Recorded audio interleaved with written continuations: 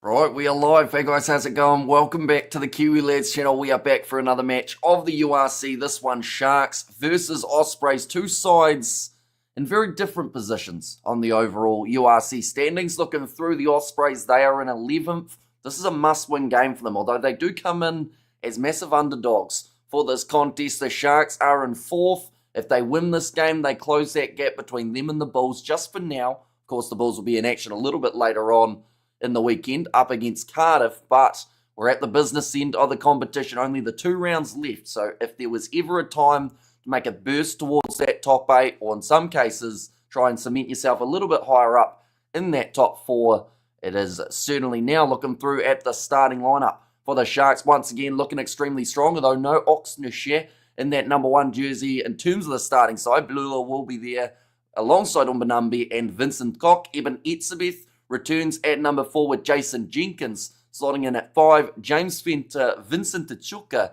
and Sia Khaleesi again finds himself at number 8. It does seem to be the plan for the Sharks throughout this season at least, having Khaleesi in that number 8 jersey. It's raised a few questions of whether or not we could see it at international level, but for now, Khaleesi having some great form alongside him. In terms of the backline, it is Jaden Hendrickse alongside Sia Masuku, so going away from that Hendrickse and Hendrickse combination we've been seeing quite a bit.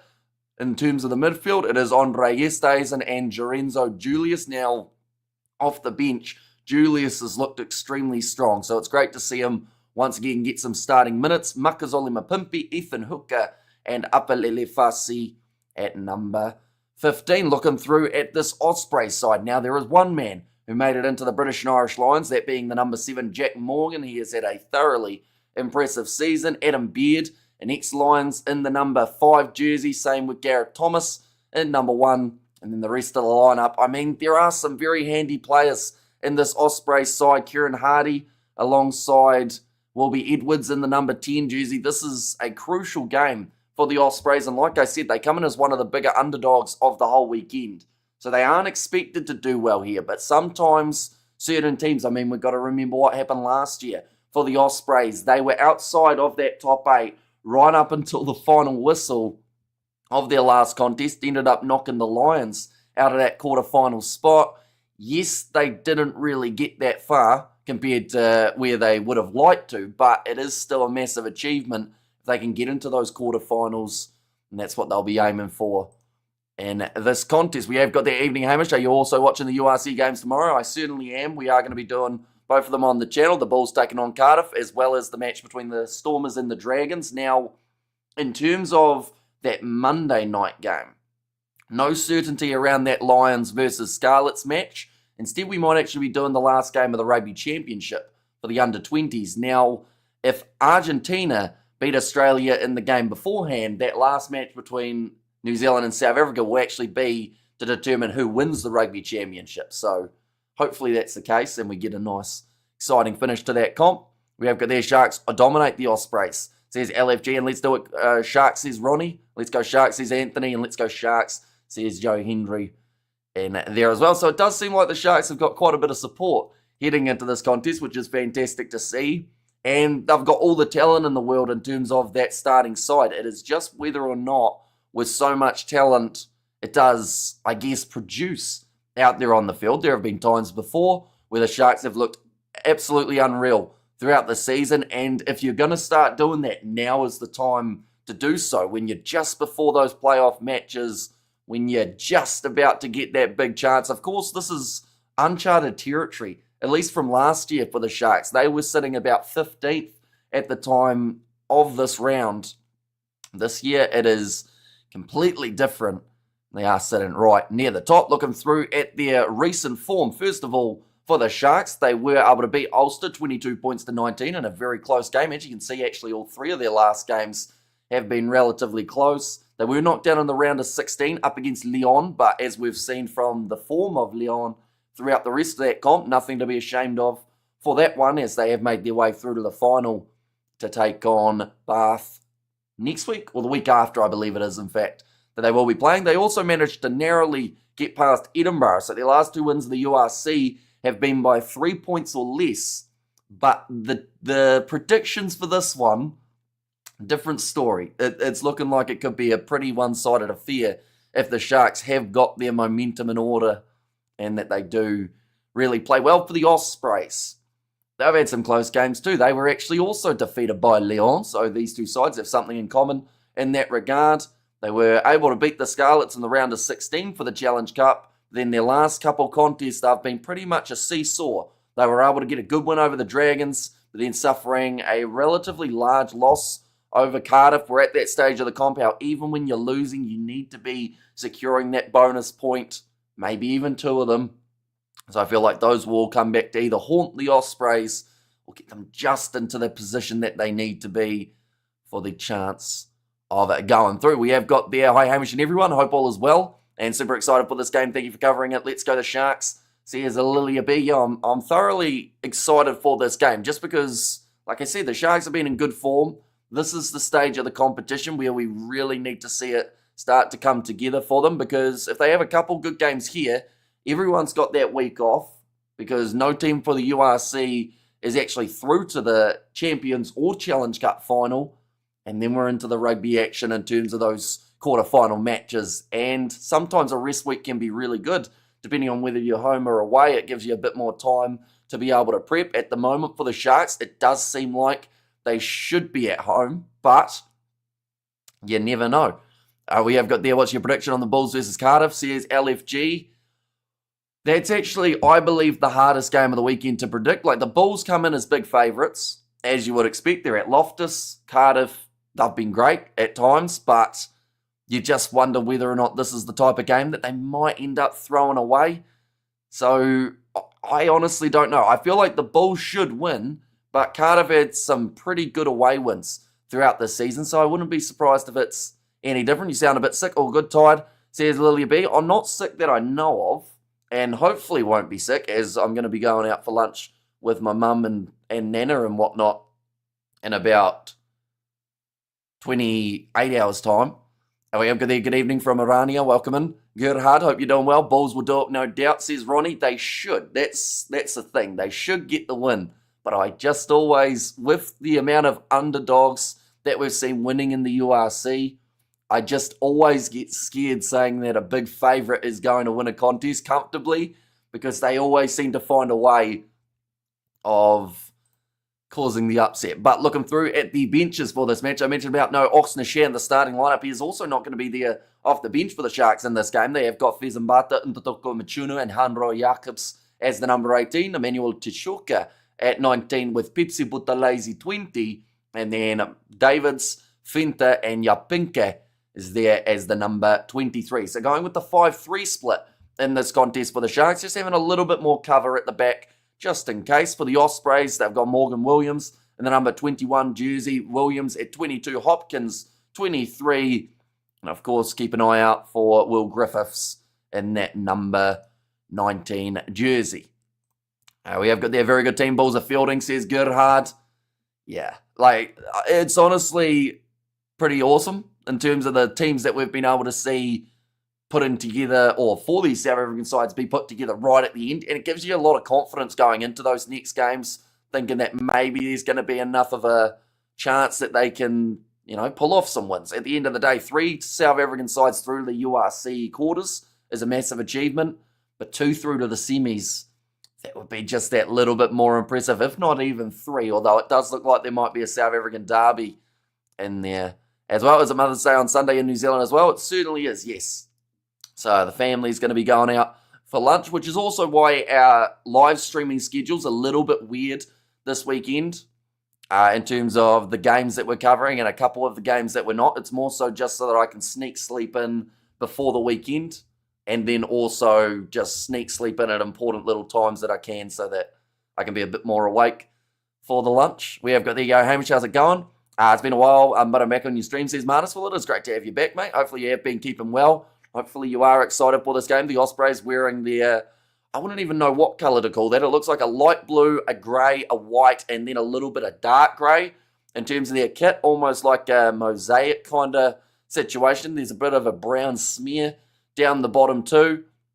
Jack Morgan, the Ospreys captain, he has had a great season and is definitely one of the keys for them if they want to somehow pull off the away win. If they can't do that, they at least need the bonus point because they have still got their game next week and they are going to be taking on none other than the Lions, but you have to get the victory in either that game or this one if they do want to make their way into the top 8. Unfortunately, there is no if, buts, or maybes about it. When we look at the way that the table sits, currently they are 3 points down. So yes, if they got 2 bonus points for being within 7 and scoring 4 tries, takes them up to 42. I just don't think that will be enough. As Edinburgh and Munster, there's a chance for either of those sides to end up with a win. At the end of this round, Munster even might have a win in about 2 hours' time. I think that is when their game would have almost come to a close, so there's plenty on the line for the Ospreys, but like I said, they need at least 1 win, and it may even be not enough.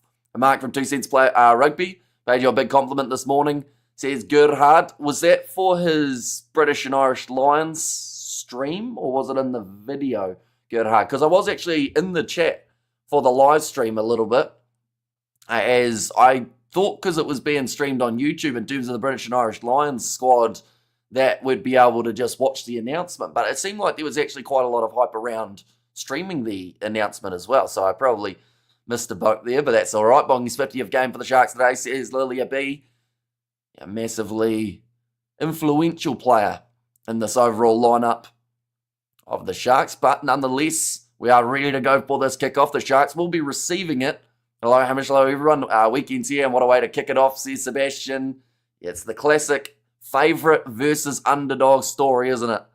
The Ospreys, can they somehow cause the upset? Nicely taken by Apalele Fassi, who is just inside of the 22 as he is dragged down for the Sharks.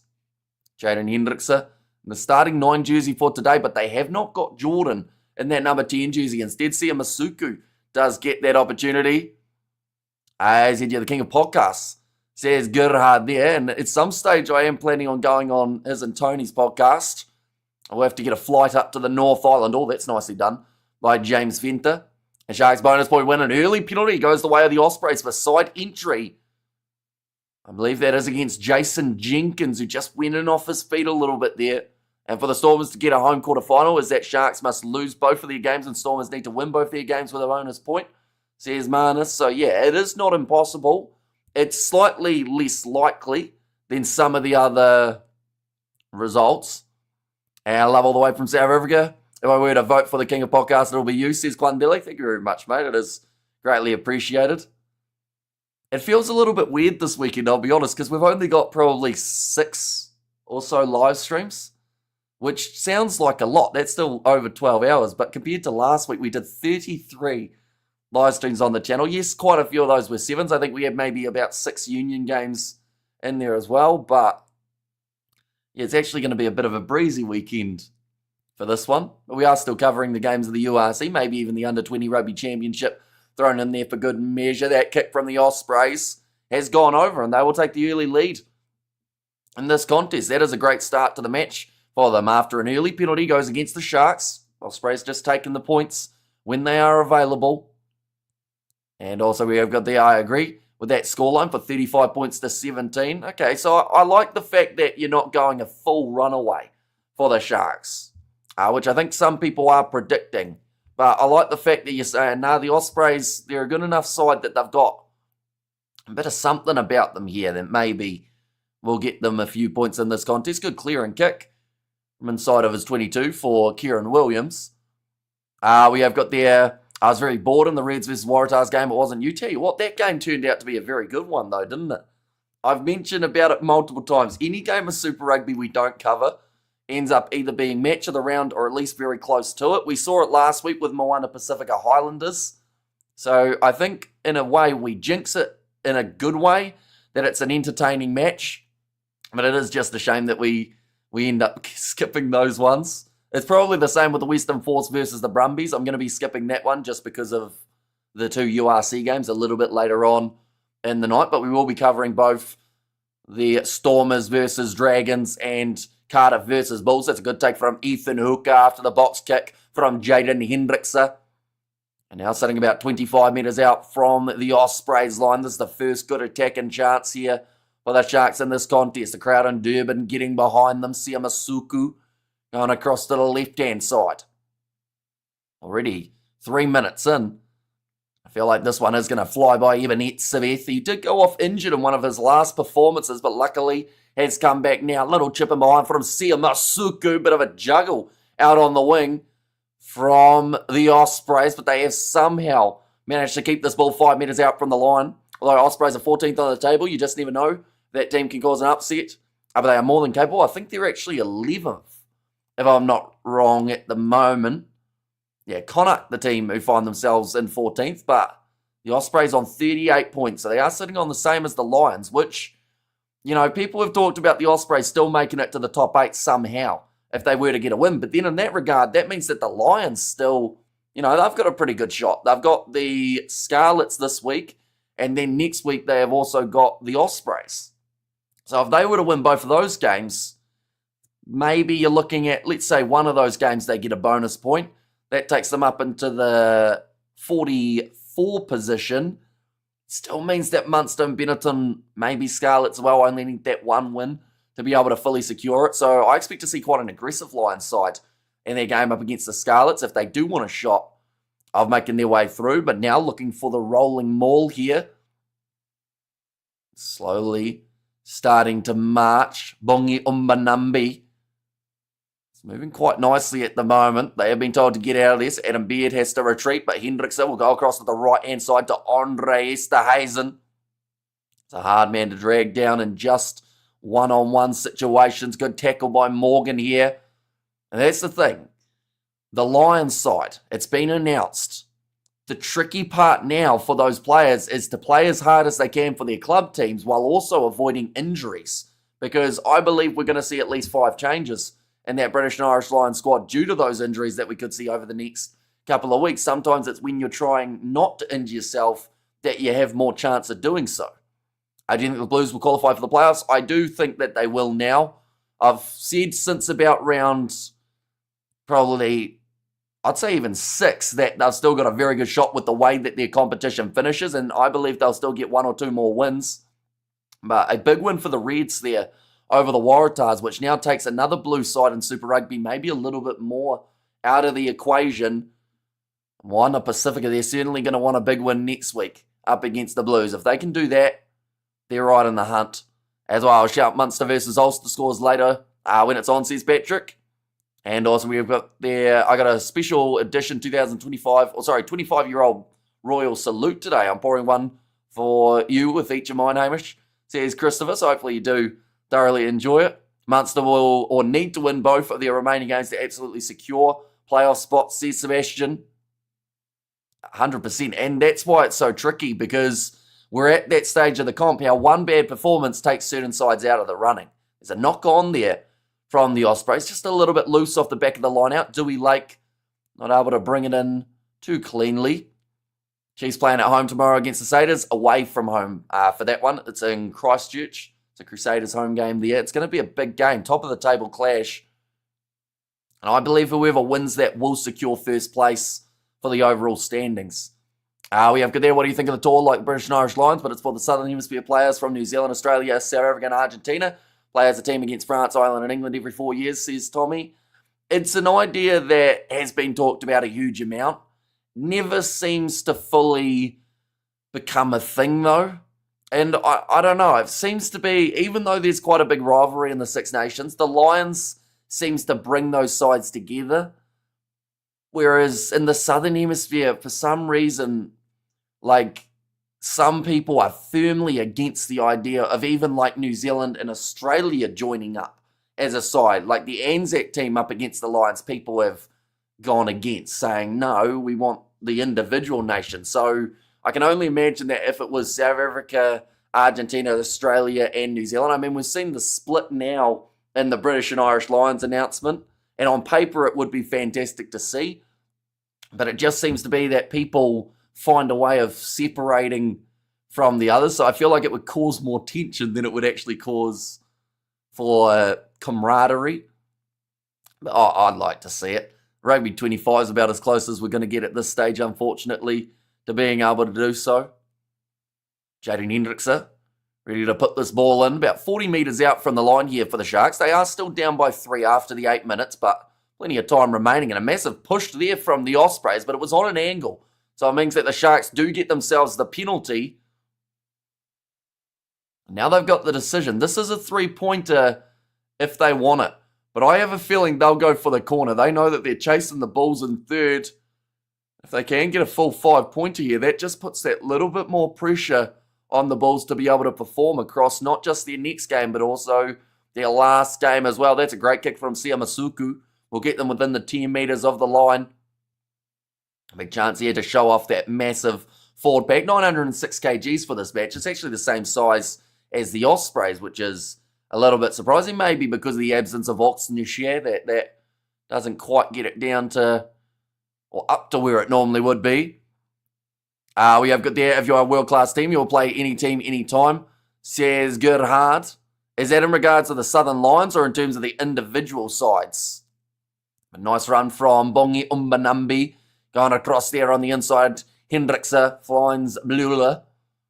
Now Etzebeth starts to pump his legs. If he can get out of this game injury-free, it would be absolutely fantastic, not just for the Sharks, but also for the Springboks. Hendrickse, a little pop pass up to Makazole Mapimpi. He's a long way off his wing with the pick and go right next to the breakdown. Still 5 metres out. No advantage as of yet. Oh, there it is. Oh no, there was actually an Ospreys player who put his arm out rather than the referee. Now Umbanambi in his 50th match, trying to cross the try line. James Fenter gets that little bit closer. 2 metres out from the line now for the Sharks. Hendrickse skip pass. Umbanambi ducks out of the way. Jenkins takes the catch and scores it. And the Sharks strike first in terms of tries on the board for this URC fixture.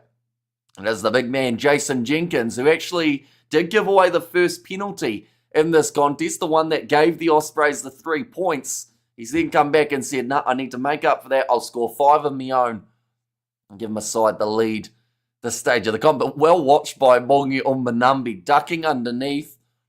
We have there. Do you think the Champions Cup exit will affect Leinster's odds of winning the URC?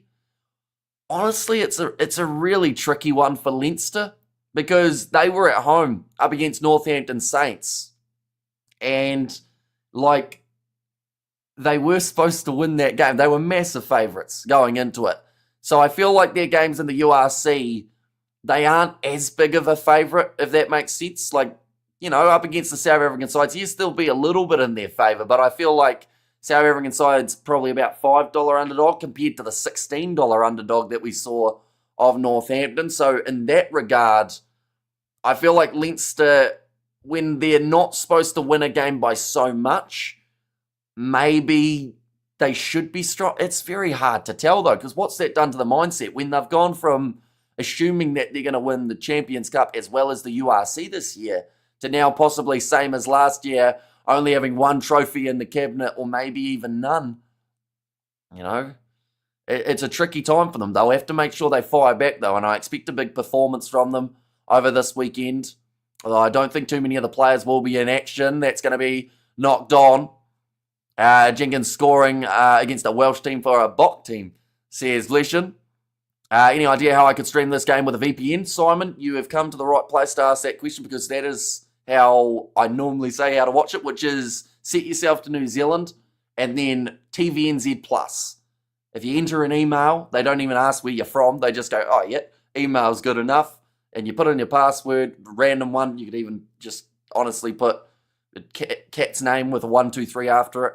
And then you can watch these games in New Zealand. They actually show all of the South African games as well. So if you've got that VPN, be sure to get it fired up and you'll be able to watch. Same as the Super Rugby then. Happy days, cheers, man. See you, Simon Wood. No worries at all. And we have got there when it's the Under-20 Championship match between the Junior Boks and the All Blacks. That has taken place on Monday morning New Zealand time, but I believe it is a 4 p.m. kickoff for you guys in South Africa on Sunday. I'm actually heavily considering doing that game rather than the Lions Scarlets at the moment, just because it's the last game of the Under-20 Rugby Championship. Will be quite a momentous occasion. Definitely if Argentina can upset the Aussies, it means that both South Africa and New Zealand still have a good shot of being able to win that comp.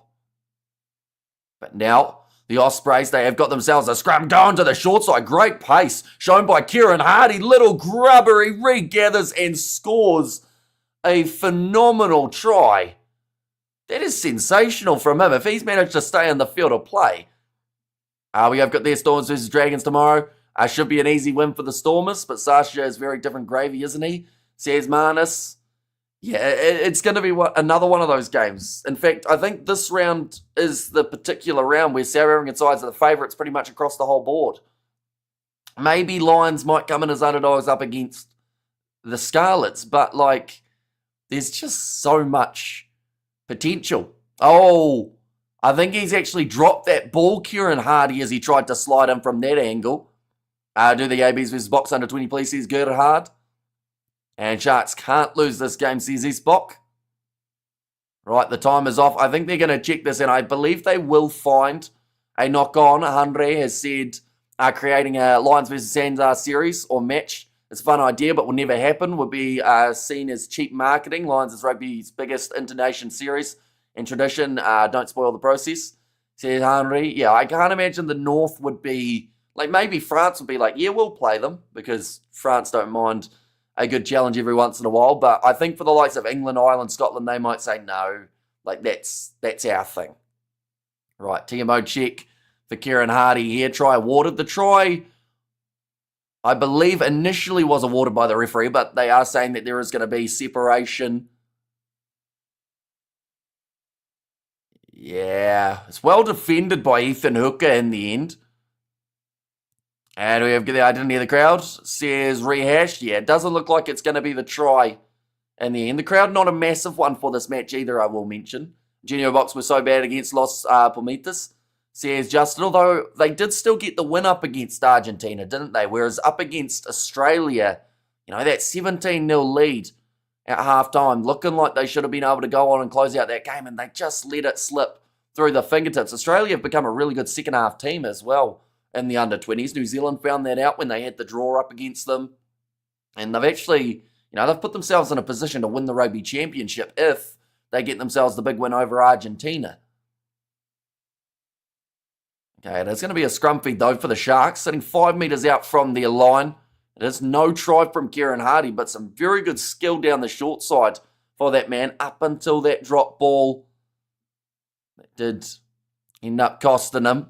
Banambi just having a bit of a chat to the Italian referee. He's got Dewey Lake across from him, and another international player.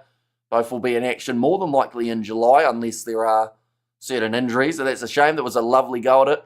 CS West. And yeah, the way that the ball stayed in the field of play, I think, you know, there was a little bit of luck involved in terms of the bounce of the ball, but I think Hardy looked like he had it covered right from when he had that short side pick and go. Probably did deserve the try. That's going to be the free kick now going the way of the Sharks. They're only 5 metres out from their own line. So I believe that it is going to be a chance for the Sharks just to be able to kick that one into touch. A little bit of gamesmanship there from Jaden Hendrickse. Pretty much said, can we take it infield a little bit more from where the scrum was? And I think the ref said maybe a step, but that's about it. Currently already 15 minutes through this contest that has been flying by, the first of 3 URC games that we will be covering on the channel today, or sorry, throughout the next 24 hours. Now, Dewey Lake ready to throw this ball in. It's going to be claimed by the Sharks over the top. Sia Masuku passes across to Lorenzo Julius. He's a dangerous man who could find himself as a bolter for the Springboks this season. Looking for the turnover there was Kansede out on the wing. Hendrickse on the halfway line goes across to Masuku. Now Esterhuizen trying to bump off the tackle, but that is great work from the Ospreys. Almost a little knock on the ground. Yes, it was from Jason Jenkins, and just that little bit of extra pressure that they've managed to put in has pretty much changed that ruck, or changed the ruck for the better in terms of the Ospreys and what they were able to do there. Kiwi lads, Hamish, good morning, and folks, Sharks can contain the lead. Sharks become unstoppable, says Doc. So by containing the lead, are you giving them the bonus point win in this one? Looking forward to the matchup between Cortez Ratama and Finley Christie, says Gerhard. Is that for, although have they played each other twice already, the Chiefs and the Blues? This one, it's going to be Noah Hotham taking on Cortez, which I think will be a very intriguing one. And we have got their Nordon VPN set to New Zealand. Won't work for me on TVNZ. app knew it was a VPN. Interesting, because I know that I think it depends on your VPN. So did NordVPN not let you do it? Because I know that I've been in Australia and I've used a VPN to get to TVNZ and it's let me. So, yeah, interesting. I think it might maybe depend on some of your other settings that you've got. Of course, I'm not too in depth of what ones it is. Sorry that say there's 9. Noah Hotham, he's an all right player. He was a bolter last year due to the injuries that we did see. BBC 2 Wales, if the Sharks game on. Oh, so if you go to set yourself to Wales and go on BBC 2, I believe that will be another way. We have there, what is your most surprising players making the Lions? Most shock entries in the Lions squad. My most surprising is Jamie George not making the squad, says Marnus.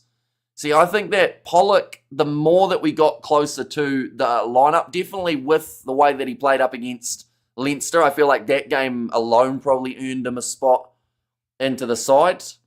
I do think that Elliot Daly being selected was probably my one that I was a little bit surprised about. Also, Matt Hansen. Oh, nice run short side from Dewey Lake, but he's wrestled into touch 5 metres out from the line. It means that the Sharks have once again got themselves a line out. Do you think the Sharks will get over 30 points in the first half? From here, I would almost say no. Like, they could get into the 20s if they get a couple tries there, but I think 30 is just a bit too much for them in this scenario. Gianluca Ganetti, or Nicky, I should say. I see Sebastian there about the referee. Daly was a surprise, says Fleshen. And Pollock was a good choice. He's a proper live wire. Says Christopher, nicely taken by Jaden Hendricks. Only 2 metres out from his own line. A lot of pressure once again coming in from this Ospreys side. And the penalty does go the way of the Sharks. Tackle in the air. Very well done from Hendrickson. Knew exactly what he was doing. Jumped up for the ball and managed to get tackled in the air, which sounds like a weird thing to try and force, but in this scenario, does work perfectly for them. Apalele Fasi again will kick that ball into touch. Are you also surprised that Jamie George's not making the squad? A little bit, but at the same time, I feel like they had that plan moving forward with, of course, Sheehan was going to be in there with Andy Farrell in the mix. And I guess it's an interesting one, whether or not we do see some changes, though, due to injury. Like, I assume that Jamie George, if he's 100%, won't be a mile off getting another chance. Now going off to the left-hand side here. Nice step from, I believe it would have been James Fenter. Now Hendrickson rolling it back again. We're already a quarter of the way through this contest. Going to be put high here, but Etzebeth actually chasing after that ball. Oh, that's tackled in the air, is it? No. I think they're going to say play on. Okay, knock on first from the Sharks, then from the Ospreys. We have there, why do the Sharks always play at night games in Durban? We all know ball is slippery at night, or we always level the playing field with visitors. They make it difficult for us overseas, so why don't we? Says S-Bok. I think it's just, unfortunately for them, the way that the season kind of has worked out for them. I assume that maybe the Friday night game is the one that they have picked as the one that they'd prefer rather than an afternoon contest. Like, I don't know the fanciness behind it. Was the Ospreys try disallowed? It was. A really nice bit of play down the short side from Kieran Hardy, but just in the process of trying to get that ball over the line, did have a bit of a fumble of it for the knock-on. 20 minutes through, and it is 7 points to 3 at the moment in favour of the Shark side. I must Hamish his mustache and smile, but I'm here now. Says Arufa, welcome in. And yeah, hopefully you have been enjoying the rugby from the last couple of weeks. It's been hectic, of course, into the important end of the competition. Guys, my mother wants to watch. What are you watching on? Depends on where you are in the world. For us here in New Zealand, it's on TVNZ Plus, free to air. So if you've got a VPN, you can actually set yourself to New Zealand, depending on your VPN by the sounds of it. Some of them let you work, some of them don't. And the other option is in Wales. It's on BBC 2 by the sounds of it. I think they get more of a crowd with night games, says Lilia B. Okay, Hillius Bolton tonight. I do think that the Sharks will win, but honestly, the Ospreys have been as competitive as I hoped. Like, a lot of people thought it was going to be a one-sided affair, but, like, at the moment, I feel like the Ospreys are holding their own, which is good because I feel like with how much time is left in the comp, they need some big moments late if they want a chance of making the top 8. Kicked him behind from Kieran Hardy, well taken. Ethan Hooker leaves it for Apalele Fasi. I'm in Ireland. So yeah, I think the VPN might be the only way of watching this contest, unfortunately, as I believe they will be showing Munster versus Ulster as their next game. It was a hazy day, Hamish, and there is some humidity. I'm glistening in the moonlight and Derbs. Says Rehash. You know what I miss, Hamish? The Harry Potter costume. That's a bit of a throwback one. And the thing is, that was also on the Kiwi Lads Sport channel because that was around the time of the Cricket World Cup when we got a copyright strike. So we ended up doing that on the second channel rather than the first. But I believe it was Wales versus... Who were Wales playing in that game? It might have been Wales-South Africa, was it? That is going to be the penalty going the way of the Sharks. Vincent Tachuka this time, the man who got over the ball to win that penalty. Hamish doesn't need Harry Potter costume. He looks okay without anything, says Ruth. Yeah, that Harry Potter costume seemed like a good idea up until the fact that I just couldn't see through the glasses. If the Sharks win this game, then Stormers can no longer get a home quarter final. And if they win both their games with a bonus point, says Mana. So is that Sharks just need a win here? Or is it that they need the win with a bonus point in that scenario? At the moment, the way that the Sharks sit, they are 53. So Stormers are 8 points behind. So theoretically, if the Sharks had 2 normal wins, that would still be enough for them to get that home final, or home quarter final, I should say. Now, nice kick in behind here. Does sit up for the Ospreys. His first touch for a while for Keelan Giles. But now counter ruck there from the Sharks, and they will get themselves the penalty there again. So they have decided to meet that physicality head on. Is that video still available to watch? Didn't see you in the costume, missed out. I believe it is still up on the Kiwi Lad Sport channel. We haven't uploaded on that one for quite some time, but it was the backup for when we had international rugby. And Ahoy says, "One Pierre Bosch, welcome in." And come down roof, says Christopher. And also halftime treat with the esteemed viewers if we can find the picture. I can find the picture when I find the picture, says Sebastian. I can only hear the Christmas Beatles and your voice, says Rehash. Currently sitting 23.5 minutes through, and it looks like both sides are just going to have a short water break here. Crowd looking like they are enjoying the action so far. And Doc Martin says, Spider-Mick and Ospreys have some good talent. Sharks must watch out. It's going to be in for Wild Oceans. Well, that's the thing. Like the Sharks, heading into this game, massive favourites.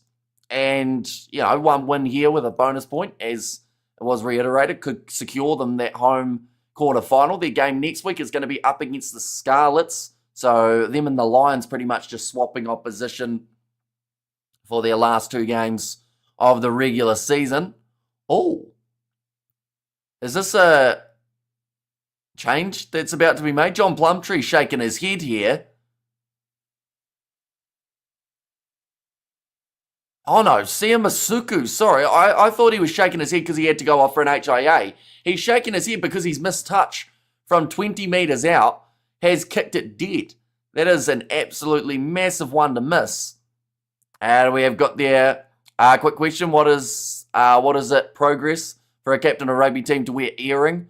Says Fareed, I'm confused about why that's caught so much stick for Maro Itoje. Like, his earring's been talked about just as much as the squad announcement. And then also on the other side of things, George Martin's copping some stick because during his announcement video, he didn't hug his mum. During the 20-second clip of him celebrating with his brother, they said, why didn't you hug your mum? We hate you now. So it's like certain little parts of the Lions tour has already annoyed people outside of just the squad being announced, which is surprising, but I guess people need to find something to complain about or else it makes it boring, doesn't it? If you just can't find anything. But now it's going to be in the hands of the Ospreys here. And looking for the turnover there for Vincent Tachuka. Unable to get it this time, of course, winning the penalty the last time that he did join the breakdown. Nice attempt at a 50-22 for the Ospreys, but the ball bounces up for Jaden Hendrickse. Now, going to be kicking this one towards the touch line. It does manage to get it into touch, and they will decide against the quick throw there. And home alone wife visiting fam, enjoying a brandy, says Gerhard there. And we have got the oopsies fleshing. And there's Gerhard, enjoy your brandy, warming up stuff, says Ruth. So I have a question. Of course, Friday night games are a little bit different to the Saturday ones. So, of course, on a Saturday, we've heard of braais taking place quite a bit. But do the braais happen on a Friday as well when the sides are in action? Like, is a Friday night braai just as popular as a Saturday braai, or is it a little bit different? Generally, the squad will change with injuries as URC and Prem games left. Exactly right. And also the Champions Cup final coming in there as well. And, I mean, the Challenge Cup final too. We've got to remember the likes of Finn Russell going to be in action for that one. How much do you think Aussies can beat the Lions? First reaction of seeing that squad, I think it's going to be tough for Australia. Although the Lions' record in Aussie is not the best. I think they've won 16% of their games Saturday, Sunday, anytime. Says Umbulelo. South Africa, every day is braai day, says Christopher. I see Masuka reminds me of Villy LaRue. He either has a hit or miss game. And Friday night braais aren't as popular. Saturday is the big day, Hamish. Oh no. Etzebeth down again with another injury. I only mentioned about 20 minutes ago that I hoped that he could get through this game injury-free. He's getting a lot of spray on that leg. And this is concerning because this is every game now that Etzebeth's ending up injured in some regard. Last game, I think it was a bit of a knock to a different part. But yeah, looks like he's getting some ice on that knee there, which makes me very concerned. Because if he can't go through a game in the URC without picking up some sort of injury, what's it going to be like at international level when he normally steps up to that next level and really pushes the body? But it's just a stock standard tackle attempt. Umbanumbi also made the tackle and it just hyperextended the knee a little bit of even Etzebeth. We're going to see it from this angle here. Just a little tweak of the knee. What is Nathan's football team? I actually don't know, if I'm honest. And sometimes it's a Wednesday. I've had accidental braais on it. How do you have an accidental braai? Is it like you're going to start cooking some stuff and then you're like, I might as well add this in, and I might as well cook it with my braai, and then all of a sudden it's just a whole party. They should take him off. But that's the thing, like, he'll be so frustrated because it took him so long to be able to come back from his initial injury. The thing is, even is he can scare you when he's injured. True. And it looks like he's going to be helped up to his feet. This doesn't look good for the big man. And the problem is, Eben Etzebeth is so tough that this might be more serious than most people think. Like, he can't put any weight on that leg at the moment by the looks of it. And anytime he tries, he really is grimacing. So, like, you know, for a guy that size and of that toughness, he honestly could have a MCL or an ACL or anything like that. And he's still trying to walk on it. I only have 10 minutes. Then I'm whoosh. And also, Hamish, how are you in general, knowing that England are about to take the rugby world by drizzle? Says Kevin. I mean, there are a few sides in the north at the moment and have a lot of young, talented players making their way up. He's going to try and continue in this game, but he is going to be taken off, actually. They've decided not to take the risk. He's walking on it at least. He's trying to walk it off, but the hyperextension could really have done some damage for him. It looks like Emmanuel Tichuca is going to be the man to replace Eben Etzebeth. He's worked so hard, even converted his garage into a first-class gym, says Lilia. And even so huge, even a small tweak is going to hurt him as he's getting older. And it all starts from a single tequila. Tequila is sneaking that way. Before long, it snuck 10 other tequilas across the border, says Christopher DeVette. A round of applause for Etzebeth as he does make his way off the field. It's just such a worrying time for him. No, sorry, Emmanuel Tichuca makes his way off the field. Etzebeth's going to continue here. I thought that's what looked like it was going to be happening, as he was walking more towards his teammate rather than off the field. But you just hope once again that doesn't cause any sort of extra injury that he doesn't need. Eamon only plays for the Box, otherwise he gets injured, says Kevin. But now rolling more here for the Ospreys. Not looking too bad here. About 10 metres out from the line. Jason Jenkins, he has gone through from the side, says the referee. So he does. Oh, that's some good power shown by Jaden Hendrickse, of all people, pushing Dewey Lake out. That is a good effort from the number 9. Normally it's not easy for them to push a hooker towards the sideline, but Hendrickse made it look easy there. We have there, watch out for those UK Lions. They have great lineups, says Ruth. And now, he's still not 100% here, Eben Etzebeth. In fact, I'd say he's not even 50% the way that he's trying to walk there. But once again, he is still walking. He will continue to try. You see the game from my house on the Moses Stadium big screen. But I don't know who they are, says Rehash. But now, going off to the right-hand side, Jaden Hendrickse goes across to Bilula, who will only be about 10 metres out from their own line here for the Sharks. And it is going to be rolled back yet again. Chance to kick this one downfield. Looks like a decent kick there from Hendrickse, creating quite a nice angle. And just left alone there for the Ospreys, not going quickly. But Hendrickse has had a really good start to this match, and I feel like it's coming at a pretty perfect time, because as we're getting close to those URC finals games, as we're getting closer to July, Rassi will start to be deciding, right, Eben's now going to go off. Which I think, honestly, with the way he was limping before, he should have done from the get-go after that injury. Just trying to go for an extra little run on it, and even a rolling maul. All you need is one guy to fall on it again, and you're out for the season. But big shame for Eben Etzebeth. Hopefully he's going to be all right for next week. You just don't know, though. And thank you for the coverage, Hamish. Enjoy the stream chat. Says Rugger Rugby. Thank you very much for being here. We've got plenty more coming throughout this weekend. Chiefs versus Crusaders. Another match that we will be doing. Dragons versus Stormers. Bulls versus Cardiff. And then also a little bit of Under-20 Rugby Championship could be on the cards for the final match of the competition. Off to the right-hand side, Kieran Hardy goes off. Beautiful offload. No, can't quite link up. And it's actually Blula who has ended up as the man ready for the interception. Big shot on Vincent Tachuka. And Hendrickse, he will kick this one downfield. Well controlled at the back for the Ospreys, who once again are on attack with Jack Walsh. Goes for the kick in behind. And now big kick downfield from Sia Masuku, covering a lot of ground for Dan Edwards. And he does manage to kick it into touch.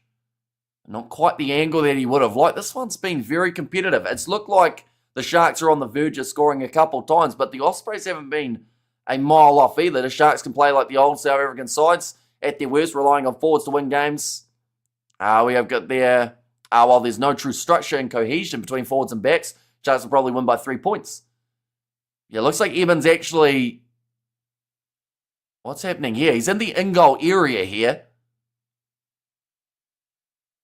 What's going on? Are they trying to say that Etzebeth is going to... No, they're bringing the cart round.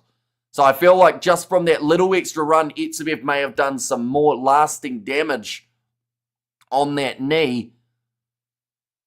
This is not good, but smart move as well, bringing the cart round for Eben Etzebeth, rather than making him walk another probably 50 to 100 metres on that bad knee. But yeah, this is a very concerning sight for the Box and also for the Sharks. He was involved. We've got why did the natal shark get sent to jail? He was involved in some fishy business. It's his name. I almost accidentally read out the punchline before the joke, so I had to go back and make sure I got them in the right order. They're made with Etzebeth getting old and kits off retirement. It's the beginning of the end of the 2019-2023 team, although there are still a few guys in there from that environment. So, yes, they're losing a couple of the more experienced veterans. Etzebeth needs to understand he isn't 25 anymore. So here's Rugger. And we have got this is my first time seeing you commentary from the bush here in South Africa. Really enjoying it. Thanks. Thank you very much, CEO. Greatly appreciated you being here. We are here for multiple games of the URC per round. Super Rugby as well. The Sevens, the International Rugby, all taking place on the channel. Thrown in by Bongi Umbanambi now. Now, chance for a big rolling ball here by the looks of it. Actually getting some nice momentum forward for the Sharks, with Jaden Hendrickse hanging on to the ball at the back. We're already 30 minutes into this contest, and it is still 7 points to 3. Probably a lot lower scoring than some did anticipate. James Fenter, that's a good shot on him. The short side from Adam Beard. I imagine telling Evan you're not 25, bro. You'd have to tell him over the phone because I don't think you want to do it in person. We have got the Evan. Must just come off. Just be careful to not cause any damage on the knee because we need him in 2 months for the Italy series and the Rugby Championship. But the thing is, he stayed out there for 1 extra minute, and just in that extra minute, he went from being able to limp to needing a cart to come round and get him. So, just that little bit of extra time might be the difference between a short-term injury and a long-term one. The Sharks are struggling, says Salah. Yeah, I mean, they are in the top 8 already, but they certainly wanted that home semi-final as a possibility, and at the moment, they just haven't quite gelled for the start of this match. The thing is, though, they've had a couple guys actually have a very good start to this match. The likes of, Jaden Hendrickson, this has been one of his better games, but just haven't really been able to get it going. Nice take under the high ball for Ethan Hooker there. Etzebeth must just come off. Oh, no, I read that one, didn't I? And also, we've got, just tuned in, says Bruce, welcome in. It is the quietest night here for a long time, and I can't hear a thing at the stadium. Says Rehash now, James Fenter. Going back across. They are 10 metres out from the line here for the Sharks. We are on the verge of halftime, about 8 minutes remaining, so one more try here would be a massive boost for the Sharks side as they chase that bonus point. I mean, at the end of the day, it might be ugly, but a 4-try win is all that the Sharks need to be able to get themselves those full 5 points. But now trying to spin there. Not quite able to do so. Still 5 metres out. Great defence from the Ospreys coming in the last little while. But now, back across to the right-hand side. James Fenter trying to bust his way through. Question is, how long can this Ospreys defence actually hold on for when they are this close to the line? Pick and go, reaching out, and that looked pretty good, but I think he was just short. So it will be a pick and go again for the Ospreys. Sorry, for the Sharks, I should say. Fantastic play by the Sharks. Says Damo. And now back across to the side. Another good tackle made on Apalele Fasi. Oh, thought about the steal in the breakdown there for the Ospreys. Good one-hander pick up from Jaden Henderson with no look pass to Andre Esterhazen. And he will score the try. And the Sharks are on the ball for the second time. And try says Patrick and Ospreys need to take advantage. Says Ruth. Yeah, unfortunately, they've just had a few times where they haven't quite been able to make the most of it here, the Ospreys. They've had a couple attacking chances. Both have kind of fizzled out. They were able to score the first points of this game, but since then, it's a good run from Andre Esterhazen. Kieran Hardy trying to stop him from getting over. Was unable to do so. That man definitely put in his hand up for that number 12 jersey. Of course, at the moment, Damien Dearlindy will be right up there, but Esterhazen playing fantastic as well. Try time, says Lilia B. And yeah, much needed try here for the Sharks. Looks like Apalele Fasi actually down in the background with some sort of injury here too. Just like the British and Irish Lions tour, we are going to see injuries. In fact, no, that might have been Apalele Fasi who took the kick because Masuku was down with an injury. It might have actually been. And Marshall played for the Ospreys, didn't he? Give us a oompha in your Kermit voice, says Damo. That would actually be quite tough to do. I don't think I've ever heard Kermit say boompha. I don't know whether or not his voice is designed for it. Eamon out of this game. Khaleesi non-existent in this game. What's going on? It's actually a really good point. If you hadn't mentioned Khaleesi, I wouldn't have, other than the fact that we've seen the lineup and we read it out at the start, I haven't seen Khaleesi. He is out there. He's got the headband on. I can see him now. He's about to join that breakdown. Maybe it's one of those ones that once you go looking for him, you see him. But yeah, no running with the ball in hand so far from Sia Khaleesi. Nice attack and run from Sia Masuku. 14 points to 3, though, the score at the moment in this matchup. Now, cross to Abongi Umbanami. Okay, so a small crowd can still sound fairly loud when it's dead quiet. See his rehash.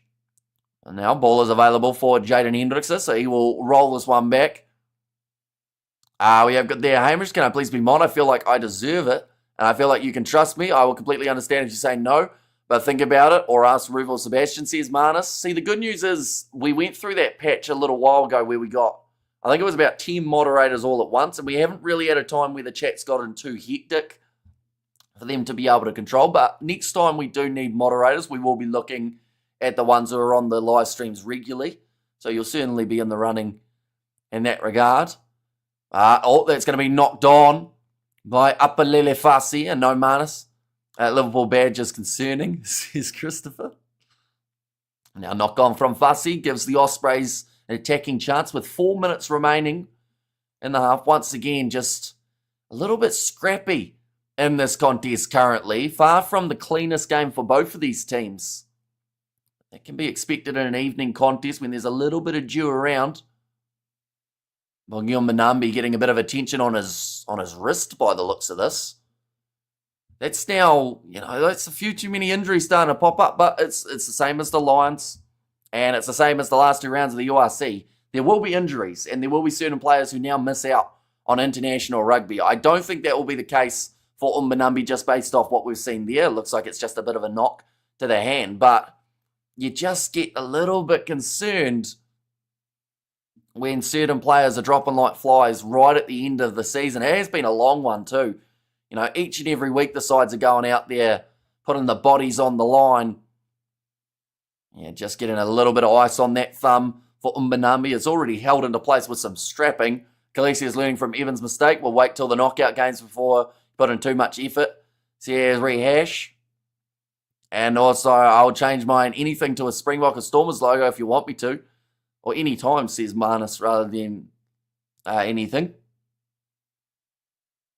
At the moment, they are just showing the table. The Dragons, they will be in action up against the Stormers tomorrow. The Bulls will be playing Cardiff, both of those sides within the top 8, and actually both jockeying for those top spots. Although, I don't believe Cardiff, unless they can't actually go up from 5th place. I did the Real Sharks show up today. What do you mean by the Real Sharks, Albert? I think, because you normally have some sort of spin on it. So I assume that's like saying that they're not doing as well, perhaps. But now, ready to go for the scrum. Kieran Hardy will put the ball in. Almost had himself a try on the short side, but just narrowly missing out in that regard. Just 3.5 minutes still on the clock. If they are able to get themselves a try here, right before the halftime break, it'll be a big booster. That one's going to be left behind. The scrum actually going sideways, but the Ospreys, that is not the best, kicking it straight into the hands of Apalele Fasi. He's kicked it out on the full. 1 bonus for the Ospreys. And I'll accept that offer, but I wield absolutely no power here. I'm just here for the soothing tunes. Says Christopher, I just realised it's all South Africa versus Wales in this round. Is it? Yeah, it is. Yeah, no, you're right. I hadn't realised that either, to be honest. I assumed that there was one other game in there, but then now that I think about it, it makes sense because some of the games that are taking place, the likes of an Irish derby, that's because there's no Welsh sides left. The Sharks are stacked with box and they lose games they are expected to win. So here's Albert. That one's going to be nicely taken by the Ospreys. They have got the rolling maul going. 40 metres out from the Sharks line. Hardy going back across into the middle of the field where they found Kieran Williams. All rush defence there from Sia Khaleesi, up lightning quick to be able to get there. And James Fenter, that was almost his turnover. Now he's knocked the ball on. No, they've said it's gone backwards. So big run from Emmanuel. Now they will go back for the initial knock on. We have there, come give us some nice commentary. Says Mythical Lord and Hamish, long time no see. Says Just Carl, it's been ages. Just Carl, hopefully you have been keeping well. You've been enjoying life and everything's been going well. Yeah, James Fenter initially did everything right in terms of being able to get over that ball, and then just as he tries to pick it up again, to be fair, the Ospreys player did play it on the ground, which is why James Fender did knock it on. So if you look at that breakdown that little bit closer, the reason that he knocked it on was because a guy on the ground was trying to get his hands on it. How you been, my man? Been very well. We've been here, I think, pretty much every weekend, probably since we've seen you, with the exception of one. But, yeah, we're at the business end of the comp, which is always very exciting. Quarterfinals just around the corner. And South Africa and Wales, both nations that don't qualify for the British and Irish Lions. And also, we have got there Hamish and Richie McCaw win a Lions series. I'm not sure.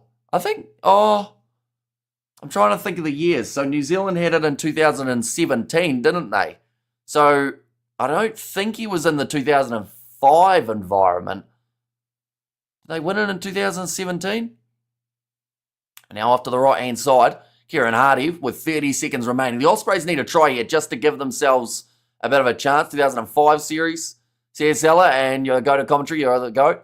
Says Kwandele, thank you very much. Nice pass on the outside here for the Ospreys. They move it to the 22, passed up. Just a little bit risky, though. They're trying to force it here rather than playing with that little bit more structure, and they are forced into touch almost here for the Sharks. 2017 was a draw. It was, wasn't it?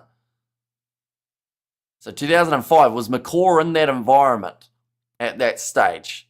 That's wonderful, mate. So I made a multi-bet on multiple teams this weekend. URC Super Rugby Top 14 and English Premiership. Oh, so you're going for a big old risky one. Hopefully it does pay off for you.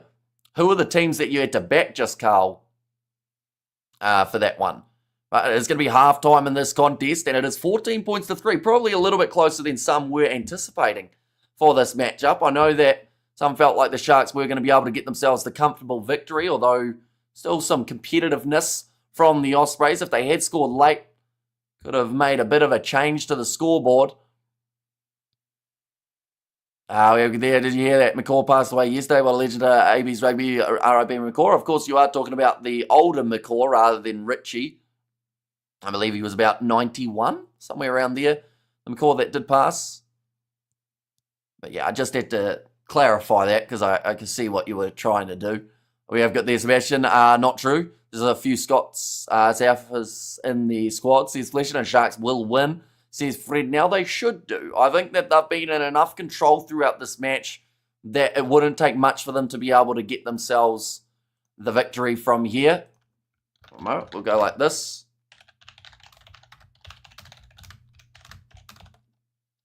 And we will go like that as well. There we go.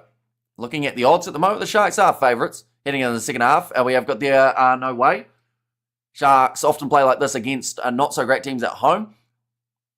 And we have got there, it's not Richie McCaw, it's his dad. No relation whatsoever to Richie McCaw. And 8 South Africans in the Lions team, says Trevor. And also, if you change your profile pitch to a scene of a long golden beach with a cozy beach bar in the shot, it might get you the gig. Rumour has it Hamish has a soft spot for long walks on the beach. The last time I was on the beach, I burnt my feet so bad that I couldn't walk on them for like 2 weeks or wear shoes. So, beach might not be the best idea. I could walk. It was like a hobble. And yeah, I would heavily recommend anyone who's going to go to the beach. And, you know, you forget at the time. You go, don't need sunscreen on the feet. Put sunscreen on the feet. It's a great idea because then your whole foot doesn't blister and you feel a lot better. What country are you from? I am from New Zealand. So currently we are sitting 5:55 a.m. here.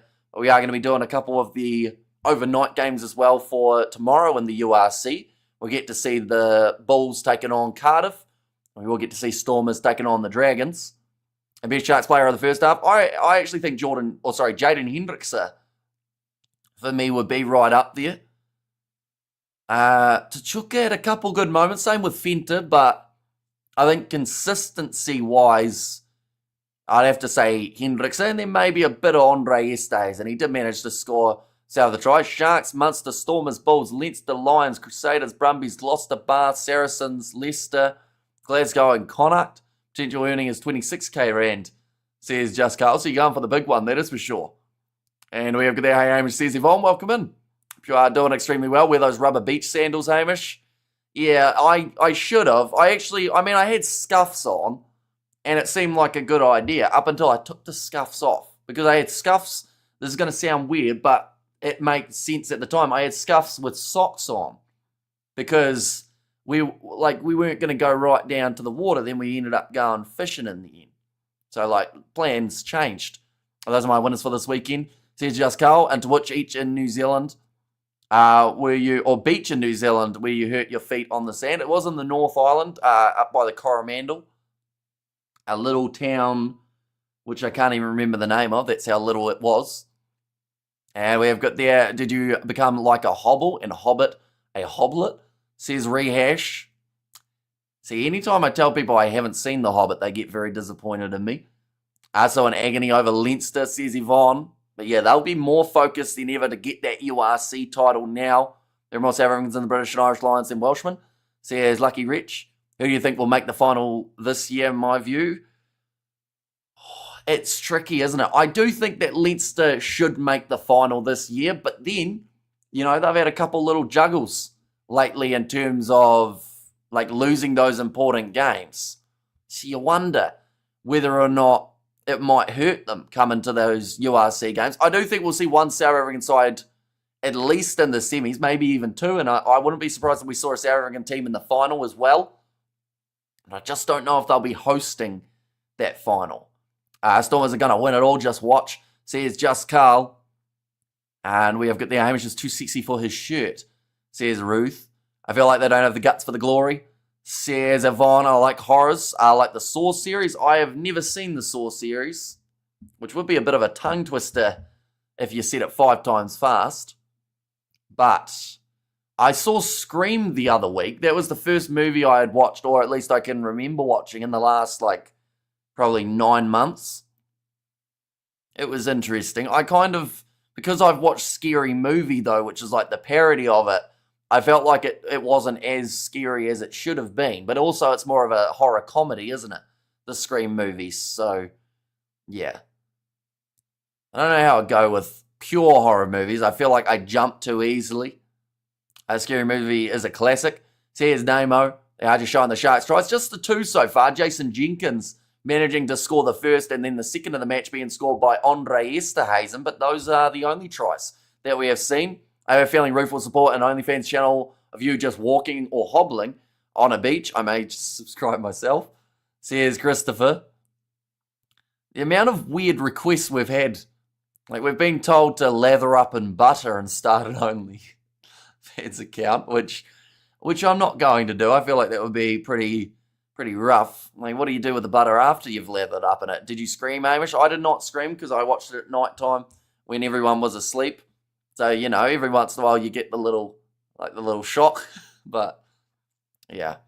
I'm not a very vocal, getting scared person. I'll just jump and make no noise whatsoever. Yes, got to send it to Hamish's DMs, says Sebastian there. But halftime in this contest, we will get some stats to do with this game. So far, we have seen a lot more possession for the Sharks, 69% in their favour. 16 defenders beaten compared to the 1 of the Ospreys. 4 clean breaks compared to 1 actually in favour of the Ospreys here. So they have been the side that have been breaking through in some regards, or at least getting those clean opportunities. When are the playoffs? Are the Sharks able to make it? They certainly are. With the way that the table sits, the Sharks will be qualified. It's just more of the question of will they have a home semi-final. If they win this game, there is no way for anyone to be able to catch them, I don't believe. Or no, they actually could. No, they would have enough separation, wouldn't they? Just to be able to secure that home quarter-final. But in terms of when those are taking place, it's pretty much that weekend of the 30th of May, I believe. So we've got one more round after this, and we've got the week off because of the Champions and Challenge Cup finals. And then after that, it is the URC quarters. Then I think it's straight after that we're into the semis and whatnot. We've got the picture from Sebastian by the looks of it. Yeah. That's quite the picture, isn't it? It says that it already exists. So in the past, I have obviously saved that photo. I will put it up on the screen for yourselves. Where is it? We go downloads. This was a few years ago. This was back when I had longer hair and terrible eyesight by the looks of it. There you go. There I was. That was me trying to read. I had the scar. I drew it on with pen, which didn't work too badly because it did eventually come off. That was back with the other headset as well. That's such a flattering photo of myself, I do have to say. I had the Hogwarts robe and everything. We have there Trevor Phils. The name, the 7, says Fareed. British Lions are captained by a Nigerian and also have South Africans, says Fareed. And we have got there, same as butter and Nutella. And there as well. But looking through at the benches for these two sides, we've already seen one change made. That was Emmanuel Tichuka, who honestly hasn't looked too shabby since making his way onto the field. Had some good moments, almost able to break through, but unfortunately going back for the original knock-on against the Sharks. We've seen 16 missed tackles from the Ospreys with a tackle completion of 80%. Now, according to this, the Sharks have only had to make 22 tackles, but they've only made 76% of them. And territory also in favour of the Sharks. 5 turnovers won for their side as well. And the 4 penalties going against the Ospreys compared to the 2 penalties that we have seen from the Sharks. I think, Sebastian, that was a treat. Will you dress like Frodo for the World Cup final? Probably not. I think the suit will probably come out. Is that Harry Pothead? Says Sal. It looks more like it than Harry Potter, doesn't it? Seemed like a good idea at the time. Did you hear the story about the IPL games being suspended for 1 week because of an India and Pakistan thing? I did not hear. I haven't watched a single game of the IPL this year, which sounds really bad. I haven't watched any of the PSL either. Which channel to watch live rugby? Says Angeline. I believe to watch it, like we mentioned, BBC in Wales is your option. And I believe you're in Ireland, aren't you? So that makes it a little bit more tricky. During the last Bulls game, there was a gentleman in the chat that strongly advocated for eating a whole stick of butter to increase health, says Christopher. I think he might be here today. Where is Grant Williams? Injured, I think, is why they've left him out, as they have got Bradley Davids off the bench rather than going with Grant Williams. But yeah, it just seems like too many games in a row that they haven't selected Williams to not have some sort of either injury there or some sort of issue behind the scenes. Because, or else you'd be picking him 9 times out of 10, wouldn't you? So far, first half, I would say not as eventful as it could have been, but there could certainly be some great moments throughout the second half of this contest. It's just more of that question of whether or not we're going to see some big old moments for the Sharks. 2 more tries is all they need to get themselves the bonus point win here. Hello, Captain Commentator Hamish. I'm from Brazil, where I'm visiting my children. Go the Sharkies. See you, Brian. So hopefully your trip is going well. Is it the same guy that eats 6 litres of yogurt? That is correct, yes. Did you hear the Rabada story? I haven't, but I heard that I saw a headline, but I haven't actually read into it or anything. Got water the plants. Believe it or not, we're almost at a drought point in the UK in May. And we have got there, Hamish been looking great since a zinc and magnesium diet. Says Rehash. Do you think Plumtree will remain next season? I think that if they lose, they might try and get rid of him. But I do think that if he wins, it's pretty hard to sack a winning coach, isn't it? He has an ongoing neck injury, says Henry. Has been rested for a couple of weeks. Okay, so that is why he's out for these last couple of games. I do think that he'll be hopefully back before the end. Apologise for the Afrikaans, Hamish. Says Christopher, it's all right. I just don't know what was said. That's all. But now, second half, I don't think we'll be a mile away from starting up. Both sides making their way back onto the field. Was it just me, or did that halftime break go extremely quickly?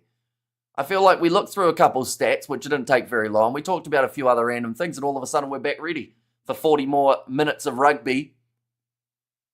No complaints from myself, though. For a quick halftime break, the Ospreys making their way out of the tunnel. They will know that they're in this contest. You're streaming the World Test Championship final between Australia and South Africa. Should be a mouth-watering final. I am actually hoping to... Oh, there's Etzebeth on crutches. No brace on the knee, though. So I guess that's slightly good news, although at the same time, maybe they just don't want to tighten it all up just in case it isn't as bad as they think. One moment, I am about to sneeze, so I will quickly mute before we get into the second half.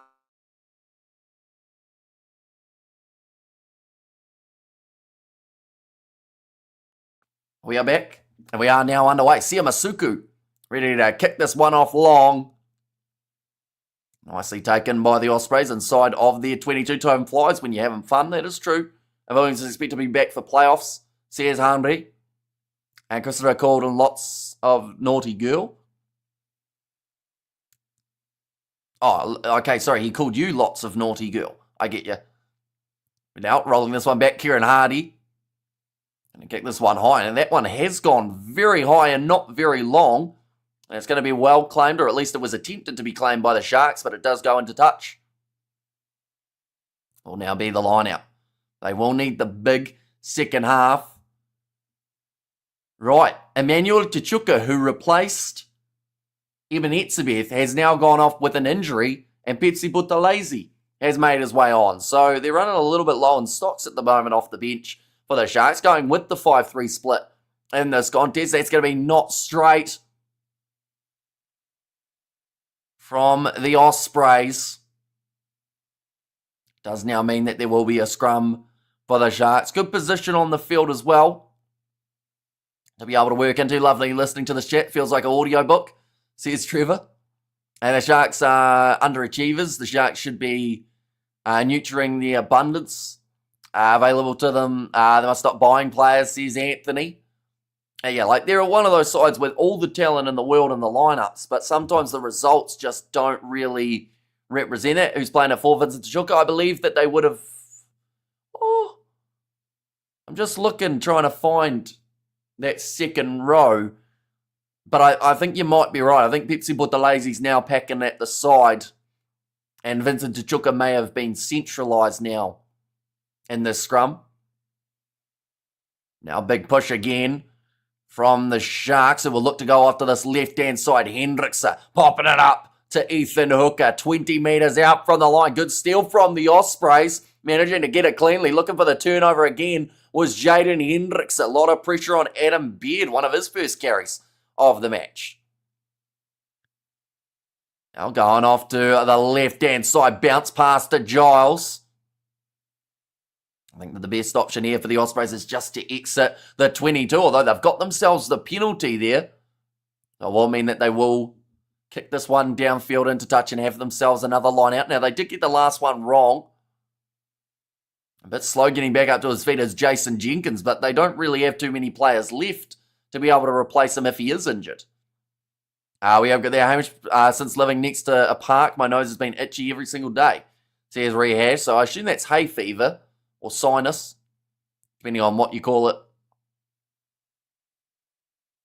But yeah, just got a little bit the wrong way, Jason Jenkins, in the breakdown. We have got there, if you watch the School Rugby Talent, they have the KwaZulu-Natal. They should be far stronger, says Anthony. And that's the thing, like schoolboy rugby has always been impressive in South Africa, hasn't it? We've seen that in the under-20 setup at times as well. But, yeah, it just seems to be trying to find a way of getting those overseas players, or sorry, not overseas players, but having the balance of those guys overseas as well as just, you know, you want to bring up those local players too. That's going to be, almost taken nicely from Jaden Hendrickson, but the penalty will go back for another penalty in favour of the Ospreys. And CO's in Hamish, us Bush Babes. Invite you to visit us in the bush when you visit South Africa next time. Says CO, I mean, I've been looking at a South African trip at some stage. Hopefully, you know, next couple years could be on the cards. I've noticed that just to get to South Africa, though, it's about 1,600 New Zealand dollars, which I think is about, I think that's 16,000 Rand. I could be wrong, though. It's either 16,000 or 160,000. I think it's 16,000 Rand just to get there. And we got a donation from Blues Nate. Thank you very much, Nate. Greatly appreciated for your generosity as always. And Hamish, looking awesome. Thanks, Nate. Woohoo. And again, hello, says Ruth there. Now kicking this one in behind. Oh, that one's much better from Mapalele Fasi in terms of the take. And he's going to go for the 50-22 as well. Can't quite find it. Side of the 22, not quite having the angle to be able to work with for Dan Edwards, but he gets it into touch. Taiwan is much closer, Hamish. We visit Taipei, I'll host you. Promise I don't live in a tent. Says Christopher there. I'll chip in for your flight. Says CO. And there as well. But yeah, it would be tricky to know where to go in South Africa, because I have looked at maybe Durban as an option. Just as doesn't look like an awful area to go. It actually looks like a really nice one with a few beaches around and a few things to do. Now, chance here for Bongi Umbanambi. How was the first half? It went by quite quick. Sharks had 2 tries. Ospreys had the first 3 points. That one's going to be down. We got another donation from Blues Nate. There's a Khaleesi now. Can't quite get through. Oh, Pepsi Butalazy. Back across to the right-hand side. James Fenter, big shot on him. The Ospreys' defence in this game has actually been relatively solid. Oh, no. They've just left a massive gap for Jason Jenkins to be able to run through. Looking for the turnover and the breakdown, though, from Jack Morgan, and he has done just that, Giles. And in fact, this time now it's going to be a Kansende. Don't let anyone lie to you, Amish. The best surrogate is off the beaten track, says Christopher. And kicked down on Durban, says Roof there. It's going to be kicked in a touch. Good clearance from the Ospreys, relieving a little bit of pressure yet again. We have got there, you should come and watch the Craven week. Experienced power behind South African Rugby, Belito Bay, and Umlanga. Subtropical beauty, says Anthony. And there as well. Because what time of the year does that happen, Anthony? I think it's... Is it around March? Or have I got the dates mixed up with something else? Talk to Air Chasers about it. A big enough rugby celeb. They'll help you, says Rehash. Now ready to go for the line out here for the Sharks. Around the halfway line. I would like they show games alive, but still commentate the game. I'm a Stormers supporter, says Samuel. Now, going off to the right-hand side, Blula. Stormers, of course, going to be playing the Dragons. We will be covering that one on the channel as well.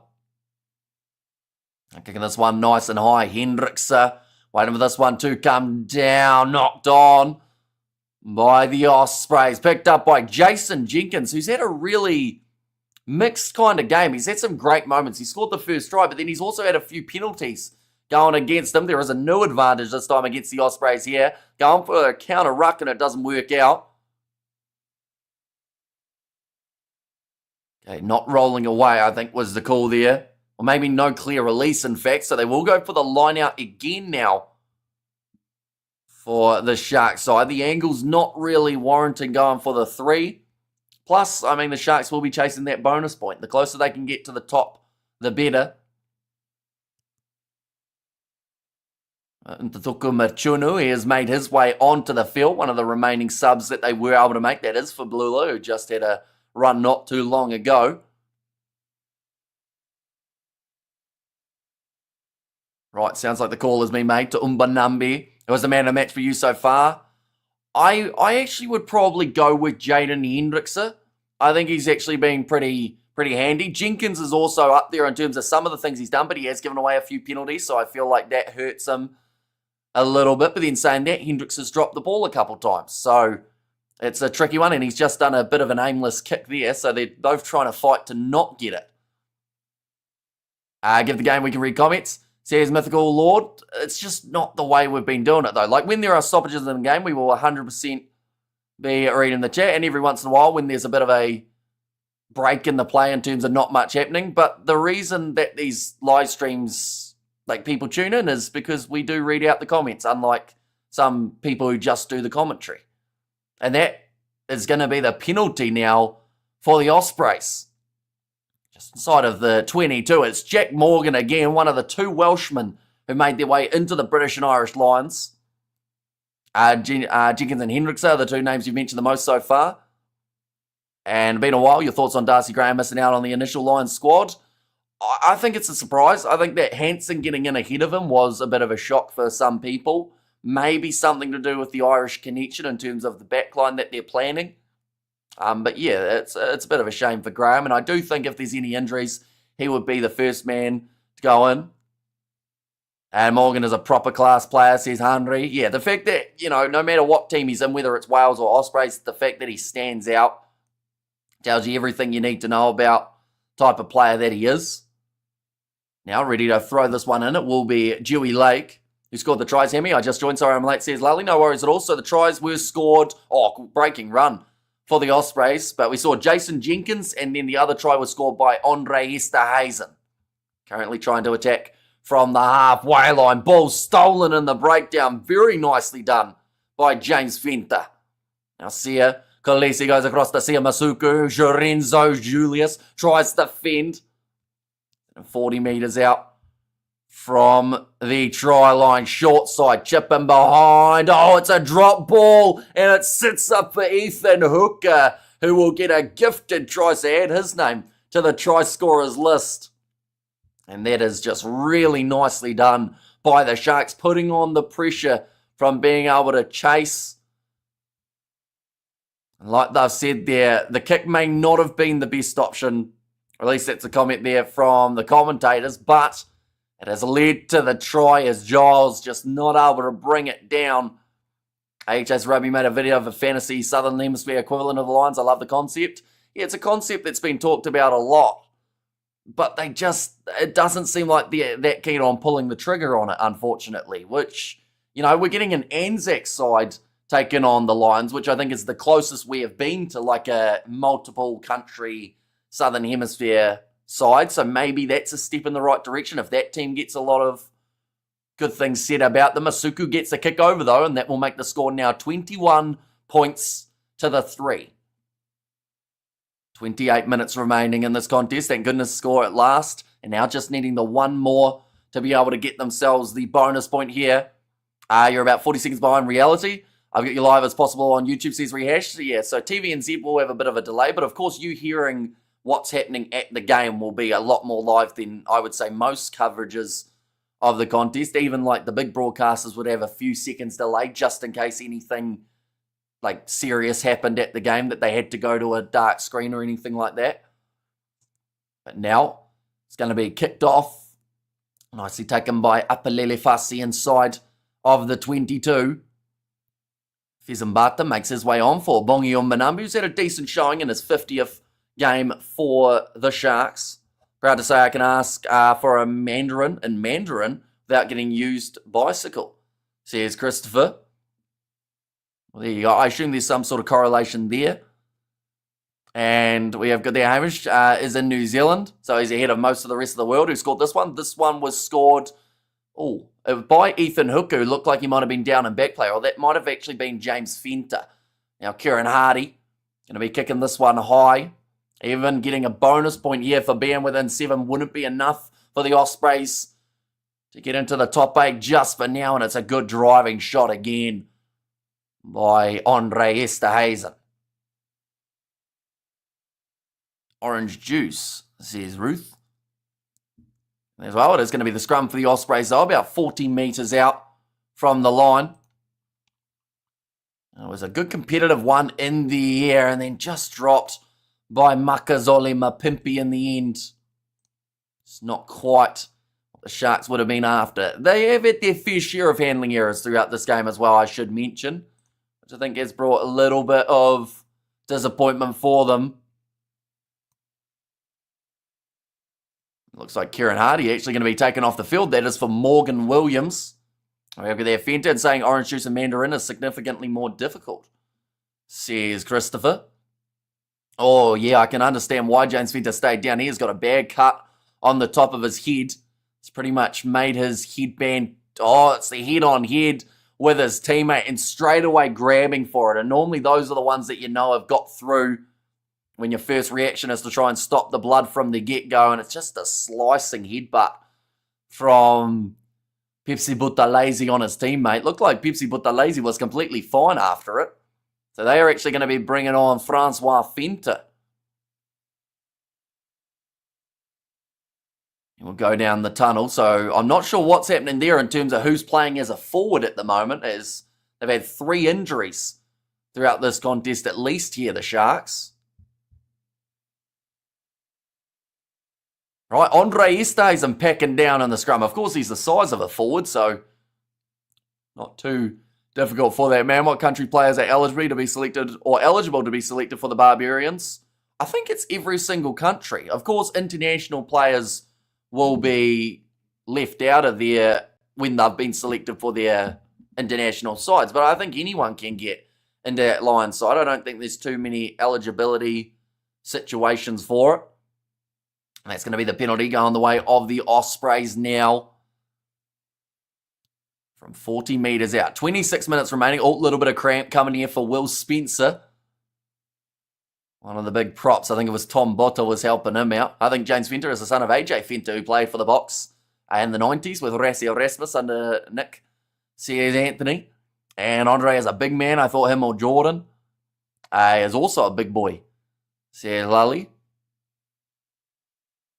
Now ready to throw this ball in for the Ospreys. They'll be 15 metres out now from the Sharks line. If they want any chance of winning, they need to score now. I live 1k away and Hamish has to watch it for me thousands of kilometres away. So here's rehash.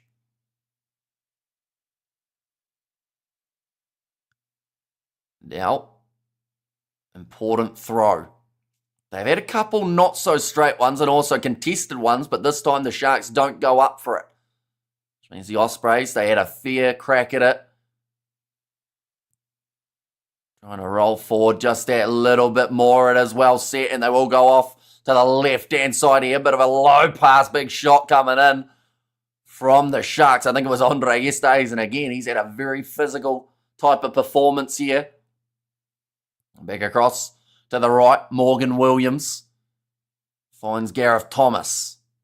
Sharks thinking about contesting for that one was Vincent Chuka.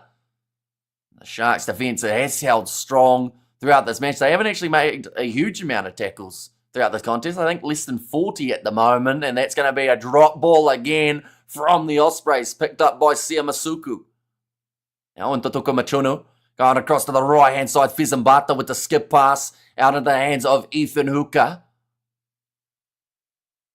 Hendricks waiting for the ball, trying to ask for the penalty too. The referee says the ball came out just at the right time. Rolling this one back, Hendricks again. Will go into the pocket for Siamasuku. Just kicking down the middle of the field. Ospreys leaving a bit of space back there, although inside of the 22 now. Chance for Jack Walsh, who hasn't really been able to implement his running game into this match so far, but running forward now, Apalele Fasi on the halfway line, almost tackled by Sia Khaleesi. Hendricks back across to Hanro Jacobs, his first carry since coming on to the field. Back across again, Siamasuku finds Untutuku Machuna. Beautiful hands from the forwards, but now the drop ball coming from Francois Finta. Kicking in behind here for the Ospreys. Has managed to create quite a good kick here for Morgan Williams. It's going to be a good one to get back. Sia Khaleesi managing to clean it up. And the Ospreys going with a bit of a counter ruck here. Picked up by Makazole Mapimpi. And the penalty against the Ospreys for playing the 9. It looked like there was almost going to be a bit of push and shove there. And Makazole Mapimpi, maybe learning from a couple of his earlier scuffles in the season, pulls out of it and says, I want nothing to do with this one. A little bit of jersey grabbing between the sides, though. The Sharks still need that one try to get themselves the bonus point victory. No, I meant pronouncing lemon with a French accent, ignoring the N at the end. And you hear them playing Sweet Caroline. They are playing it at the moment, yes. Now looks like a couple more changes are just about to be made for the Welsh side too. Warren will make his way on for Bortha. However, there Williams, Jenkins, Morgan. So Welsh, says Ruth. It's kicked into touch. High five there. Look like a couple disappointed players making their way from the field. Boshoff also does come off. I don't think we've mentioned that man's name once for the Ospreys, although they haven't really found it too easy to use their back line. Fizambata will have the line out throw. The Sharks just taking a little bit more time working out what the tactic will be. Heading into this line out, I'm proud of Mapimpi for not being involved in another scuffle. Yeah, he actually showed a lot of, I guess, control there in the way that he came out, because normally he's right in it. But I guess he's just gone, not worth getting suspended for, because when you think about it, getting a suspension now, you could end up missing a little bit of the July internationals, depending on the length of the suspension. We saw it with Jasper Wiese last year, getting a red card right at the end of the premiership season and missing pretty much all of the games leading up to the July internationals, including some of the rugby championship games. And have you watched the movie The Breakfast Club? I have not, no. And also, when I heard them play that song when Ireland was here, I knew we were going to lose, says Rehash. Now ready to feed the scrum again for the Ospreys. Sitting about 38 metres out from the try line.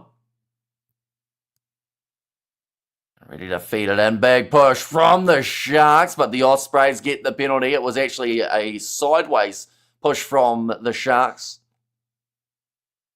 Once again, they could take the 3, but it won't help them in this contest. They have to go for 7s, and they have to start scoring some of them relatively soon.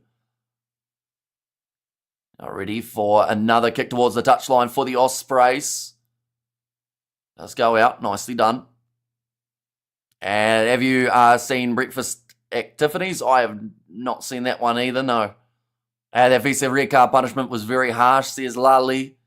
Yeah, and it's one of those ones that I'm sure there will be a few players after that scenario who are a little bit more cautious as we head towards those big games. Because that's the thing, when you get it at club level, sometimes your brain doesn't connect with the fact that you are going to be suspended from international rugby as well, not just suspended for your club. Yeah, I think it was for a tip tackle, wasn't it?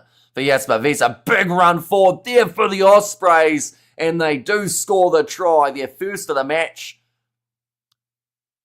Looks like everyone just waiting to get up. A bit of a stalemate there between, I think it was Hendrickse and, is it Sam Perry? Yes, it is. He did manage to score it, but both of them didn't want to get up first because then they didn't want to admit that the other one might have either scored or not scored. Okay, back in it. So here's rehash there, but a good rolling maul for the Ospreys. Couple penalties going against the Sharks, slightly costing them there, but yeah, Hendrickse trying to stop him. Referee got the grounding on the far side. And the Ospreys, still 20 minutes remaining. The comeback still has time to take place. Is even season over? Not a guarantee yet. He went off the field, first of all, limping, and then ended up needing the stretcher or like the golf cart to take him over. Came out of the tunnel with crutches after the halftime break with some ice packs. So it's a bit of a hard one to tell, but with how tough Etzebeth is, it honestly could be a season ender and he's just walking around like nothing's happened. But he is in a lot of discomfort by the looks of it. Now the Ospreys sitting 21 points to 10 down. They are within 2 converted tries. In fact, only 1 converted try and another one to be able to get themselves back into this contest. And this would be a massive fumble from the Sharks if it was to take place. I'm kicking this one off into the 22. The Sharks need 1 more try to get that bonus point though. I believe with the way that the table sits currently, as you can see, they are behind the Bulls by 5 points. So if the Sharks don't get a bonus point here, that means that if the Bulls do get themselves a bonus point of their own, they will secure that spot of the semi-finals, which means that they would at the moment be playing up against the Stormers, which means that the Sharks would actually have Cardiff, which I don't think they'd mind out of those 2 games. I feel like South African Derby would be a lot harder for them. Kill Bull, best score to a movie. See, I haven't seen that one either. I actually have seen very little amounts of movies. Or TV shows, to be fair, too. And pretty big cheer. See, here's rehash. But now, throw coming here for Fezamata. Nicely taken by Vincent Tuchuka. Jaden Hendrickse going off to the left-hand side. Sia Masuku goes across to, I believe it was Andre Esterhazen again. Now pop pass up to Pepsi Buthelezi. Almost manages to spin out of it. Good attack and run forward. From Pepsi Buthelezi, they move up to only 25 metres out from the line. Sia Masuku with the skip pass to Kolesi. Lorenzo Julius, quite the electric athlete. Although he's fallen the wrong way. Luckily for him, though, the Ospreys lost their footing. Hendrickse manages to win the penalty for his side. And now, I think it is going to be another chance for the Sharks to kick this one towards the corner. Let's go, people. Kiwi Lads rocks. Says Ruth. I just watched Breakfast Club today and the Music Simple Mind soundtrack. Says Ruth there too. Right, Sia Masuku has to make sure this one goes into touch. He had one earlier on that he was close to the try line and just booted it straight dead. Like they're saying, chasing the bonus point here for the Sharks. Great run from Lorenzo Julius. And like I mentioned, actually ended up falling the wrong way. So had it not been for the Ospreys player leaving his feet in Daniel Kasinde, they would have actually probably got the penalty. Oh, Khaleesi breaking off the back and drops the ball. And now the Ospreys with a counter-attacking chance. They are inside of their own 22. Oh, Giles' knee could have gone there. Even is 33 years old, and for big guys, it's hard to get past 34. Now passed on the outside. Ospreys, they've got the ball on the inside as an option. Andre Etzebeth and slaps it backwards, which is completely legal. And it means that they do get the ball back. But this game has well and truly been cut open in the last little while. Fizenbat, a bit of a juggle, but manages to hang on to it. Now cross kick goes straight into the hands of Makazole Mapimpi. Beautiful pass to Pepsi Butalazy, and that is the bonus point now for the Sharks that they needed to be able to create hopes of getting into third. Hamish, you're a hard nut to crack. No movies, no long walks on the beach. Next, you're going to tell us you don't own a margarita maker. I've never actually had a margarita, so I wouldn't need a maker for one. We have got the Khaleesi and Lally. And there as well. And I know coffee even for Hamish, says Albert. Yeah, I'm just very boring, I guess you could say.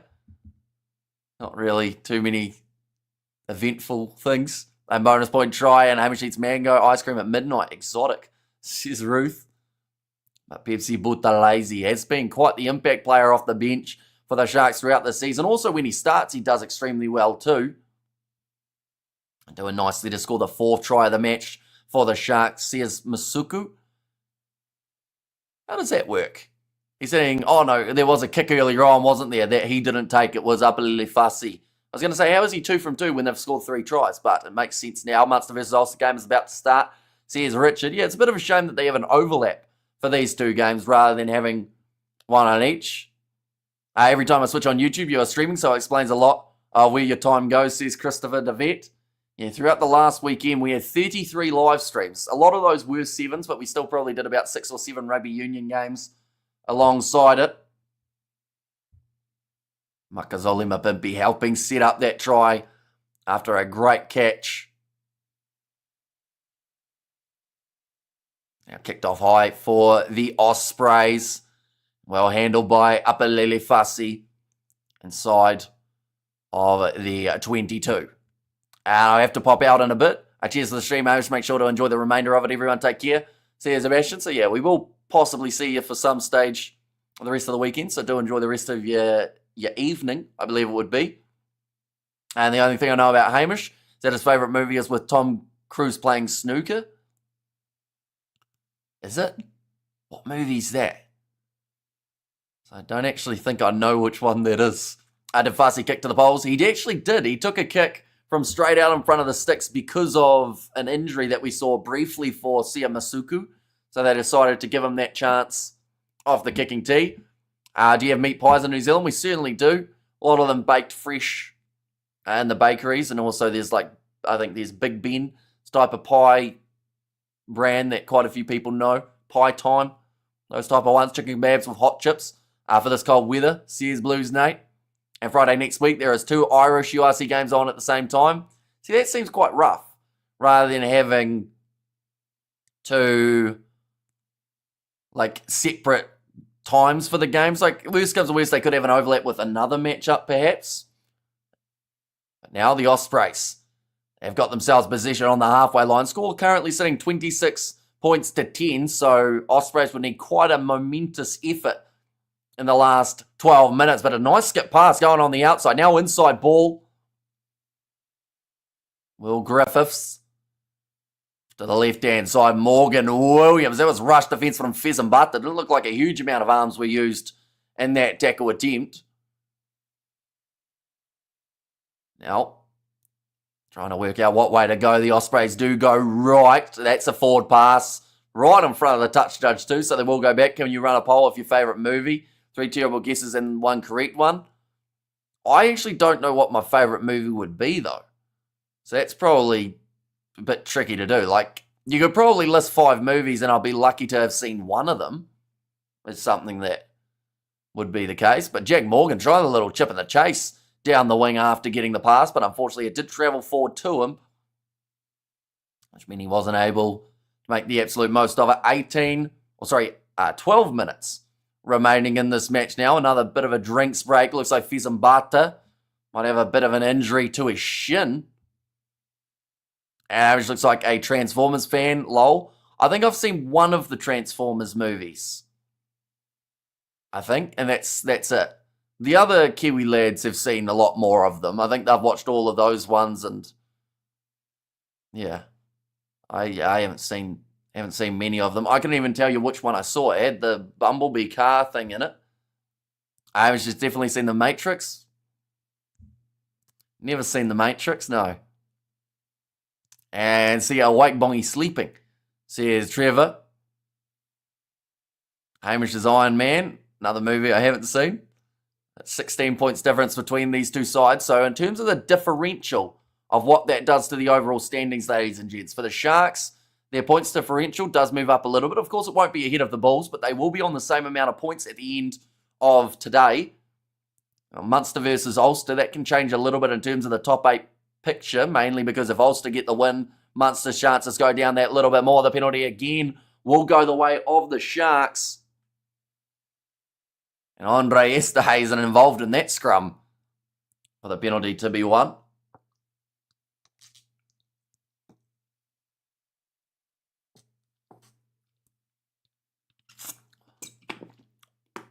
Yeah, big smile on the face of Andre Esterhuizen after that scrum has been won. A Shawshank Redemption, that is another one that I haven't seen. One moment, I am about to sneeze.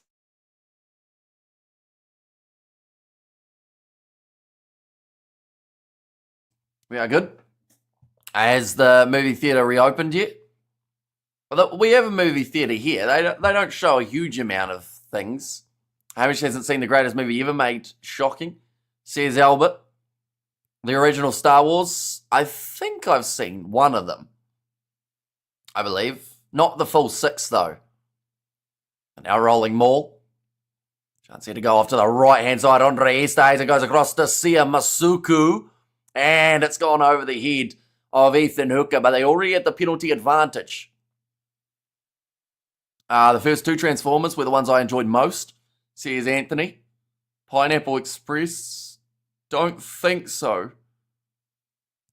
No, I don't think I've seen it. There's a lot that I'll just be like, nah, haven't seen that one. Looking at the British and Irish Lions squad, there is hope for the Wallabies, says Albert. How many minutes is left? Still another 10 minutes remaining. Chance here. Didn't they have a fire or wrong building? That was the gym that caught fire rather than the movie theatre. Sounds like an eventful small town, doesn't it?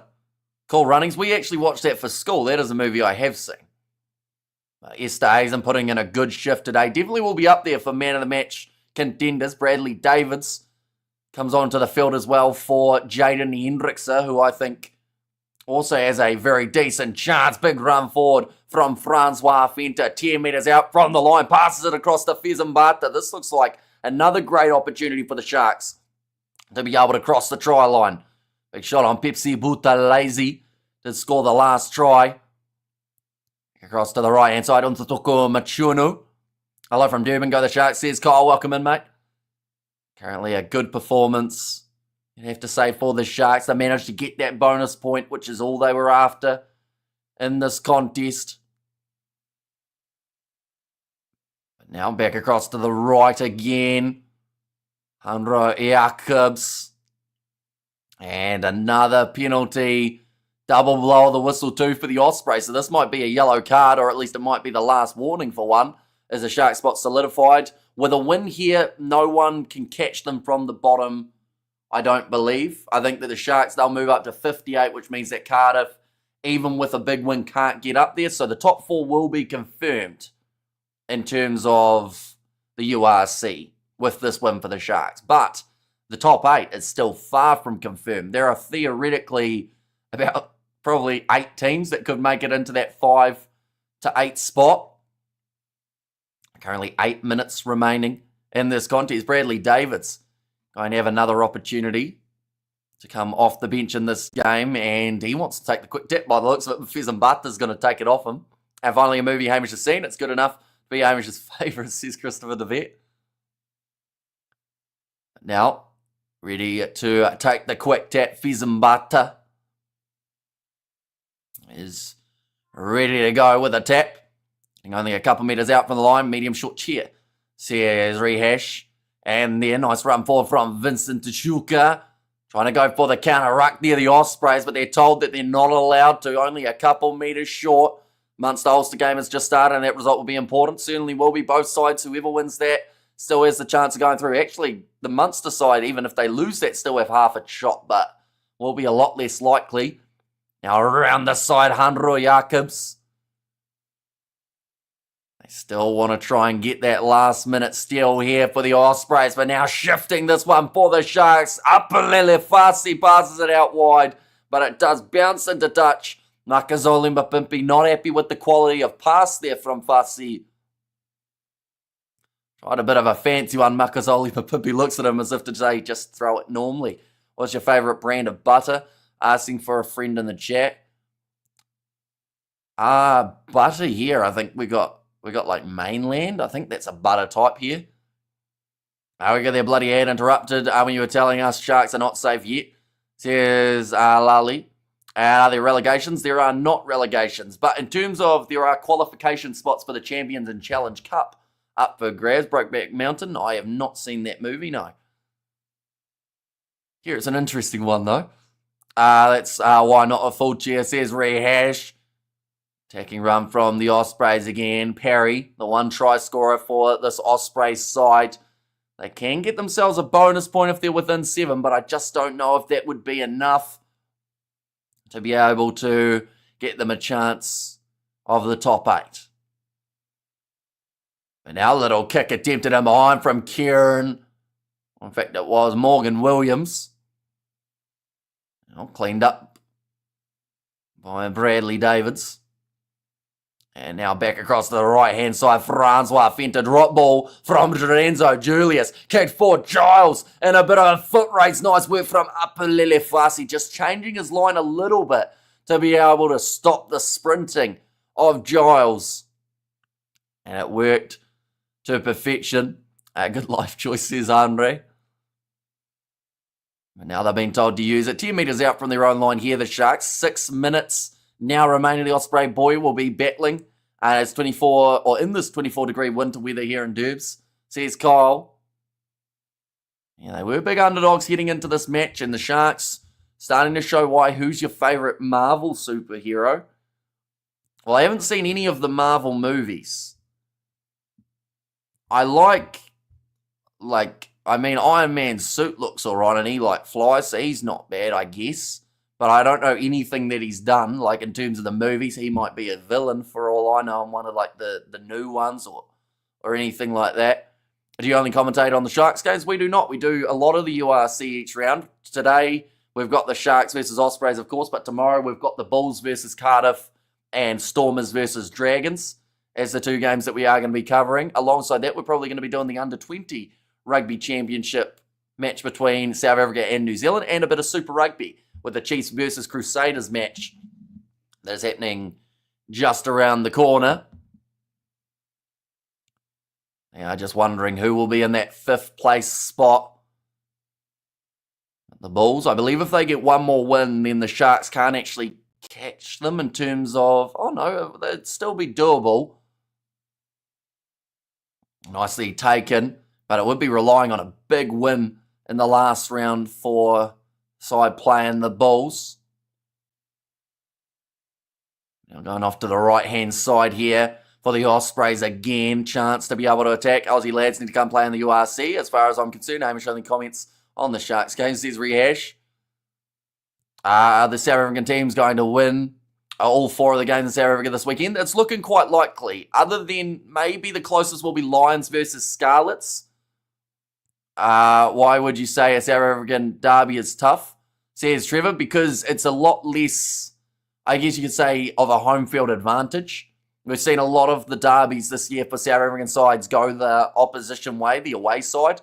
So I do think that in the playoff games, a South African side would rather play a team from, let's say, Wales or Ireland at home rather than playing them or playing a South African side in South Africa, just because it can be so competitive. And we've seen a lot of close games involving South African sides. It's going to be play on, but the Sharks have just lost that ball. Bradley Davids wanted the penalty. He's going to shove the guy on the ground just for cleaning him out. That halfback kind of temper, tried to make the low tackle hanging on to an ankle. And we have got there, and the South African teams try to hurt each other. Says Rehash, and thanks for the stream, mate. Says Super Dad Chris, no worries at all. Oh, that one's going to go into touch. 2 more rounds of the URC, straight into the quarterfinals. Yeah, so next round, and then we've got a week off due to the Champions and Challenge Cup finals, and then it's straight into the playoff games. Taking place, Chiefs vs Crusaders. That is the one we are covering on the channel, yes. And Mr. Super Rugby Days, says Kyle. And Ulster 7-0 over Munster already, so a good start to the match for the Ulstermen. Yeah, Pinker will now make his way onto the field for 3.5 minutes at the end of this contest. Less trouble will be good for the Sharks if they have a home playoff, but derbies are more physical, and like you said, they are more competitive, says Hanare. And yeah, if anyone was going to cause an upset, it would be a South Africa versus South Africa match and the away side getting the job done. Definitely, you know, you look at someone like Bulls, who have been playing at Loftus quite a bit this year, and they have had a couple losses along the way. I think even the Sharks beat them at Loftus, if I am right. And thanks so much, noted. Says Blues Nate. I remember the 2007 Bulls beating the Queensland Reds in 97-3 to get a home semi-final in Super Rugby. Says Anthony. Looks like a bit of a limp here for one of the Ospreys forwards. And only 3.5 minutes left, and a line-out throw about to happen here.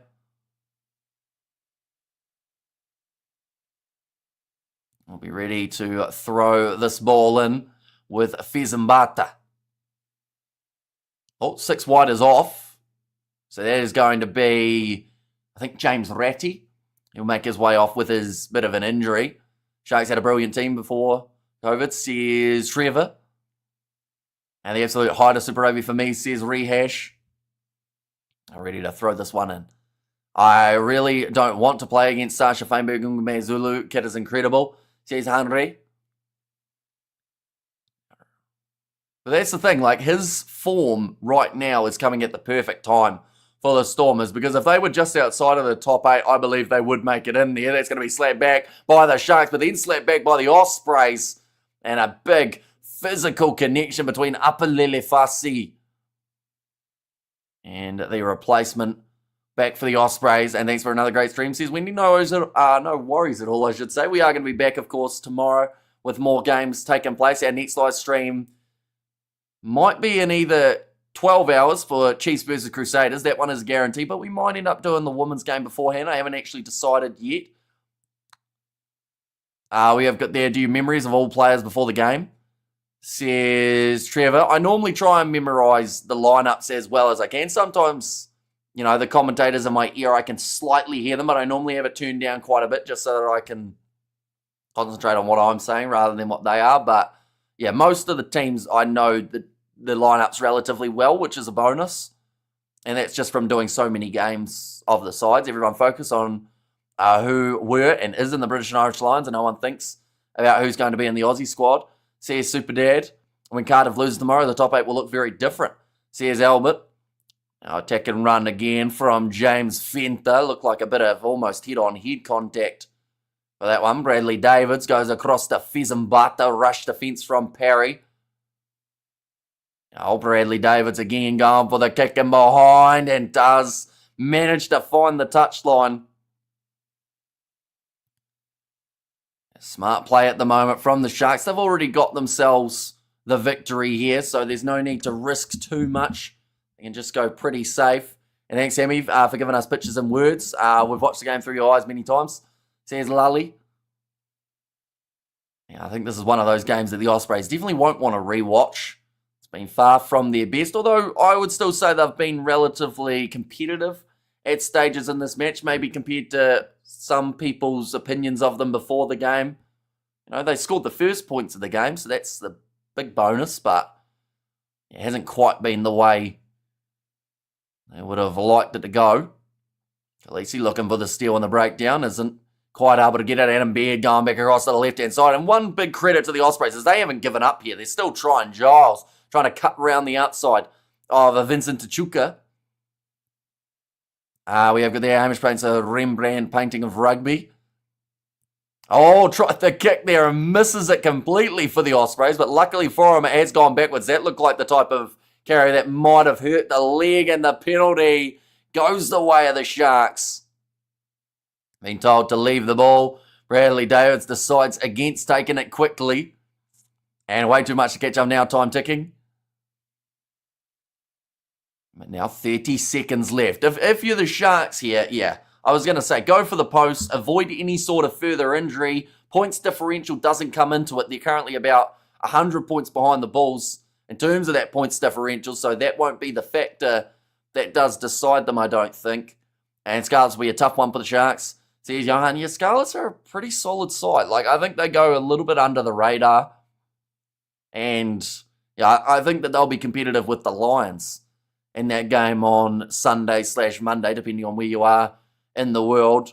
There is the full-time siren, so all we need to see now is if Masuku does get this kick over, it's pretty much straight out in front of the poles, so no real issues for that man, and that will be the end of this contest. A win for the Sharks, 29 points to 10, a good victory, the bonus point, getting themselves to 5 and securing a home quarter-final, so a big one there for the Sharks, but the question is at what cost? Maybe losing Eben Etzebeth from this contest and perhaps from July as well. And thanks a lot for the commentary, bud. Always a pleasure. Have a lekker weekend from upstate New York. Says Andres, same to you. And thank you, Hamish. And thank you, Hamish. It's always fun to see you tomorrow. And agree Sharks will stay on 4th. Says Albert. And there as well. But nonetheless, like I said, we got plenty more live streams coming up. 2 more games of the URC tomorrow that we will be doing on the channel, which is Bulls versus Cardiff, as well as Stormers taking on the Dragons. And then alongside that, we have also got Super Rugby, bit of the under-20s Rugby Championship perhaps too, when it is South Africa taking on New Zealand. That is happening at 4 p.m. on Sunday, South African time.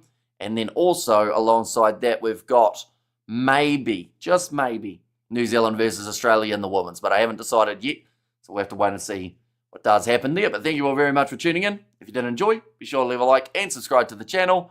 And I will see you all for the next one.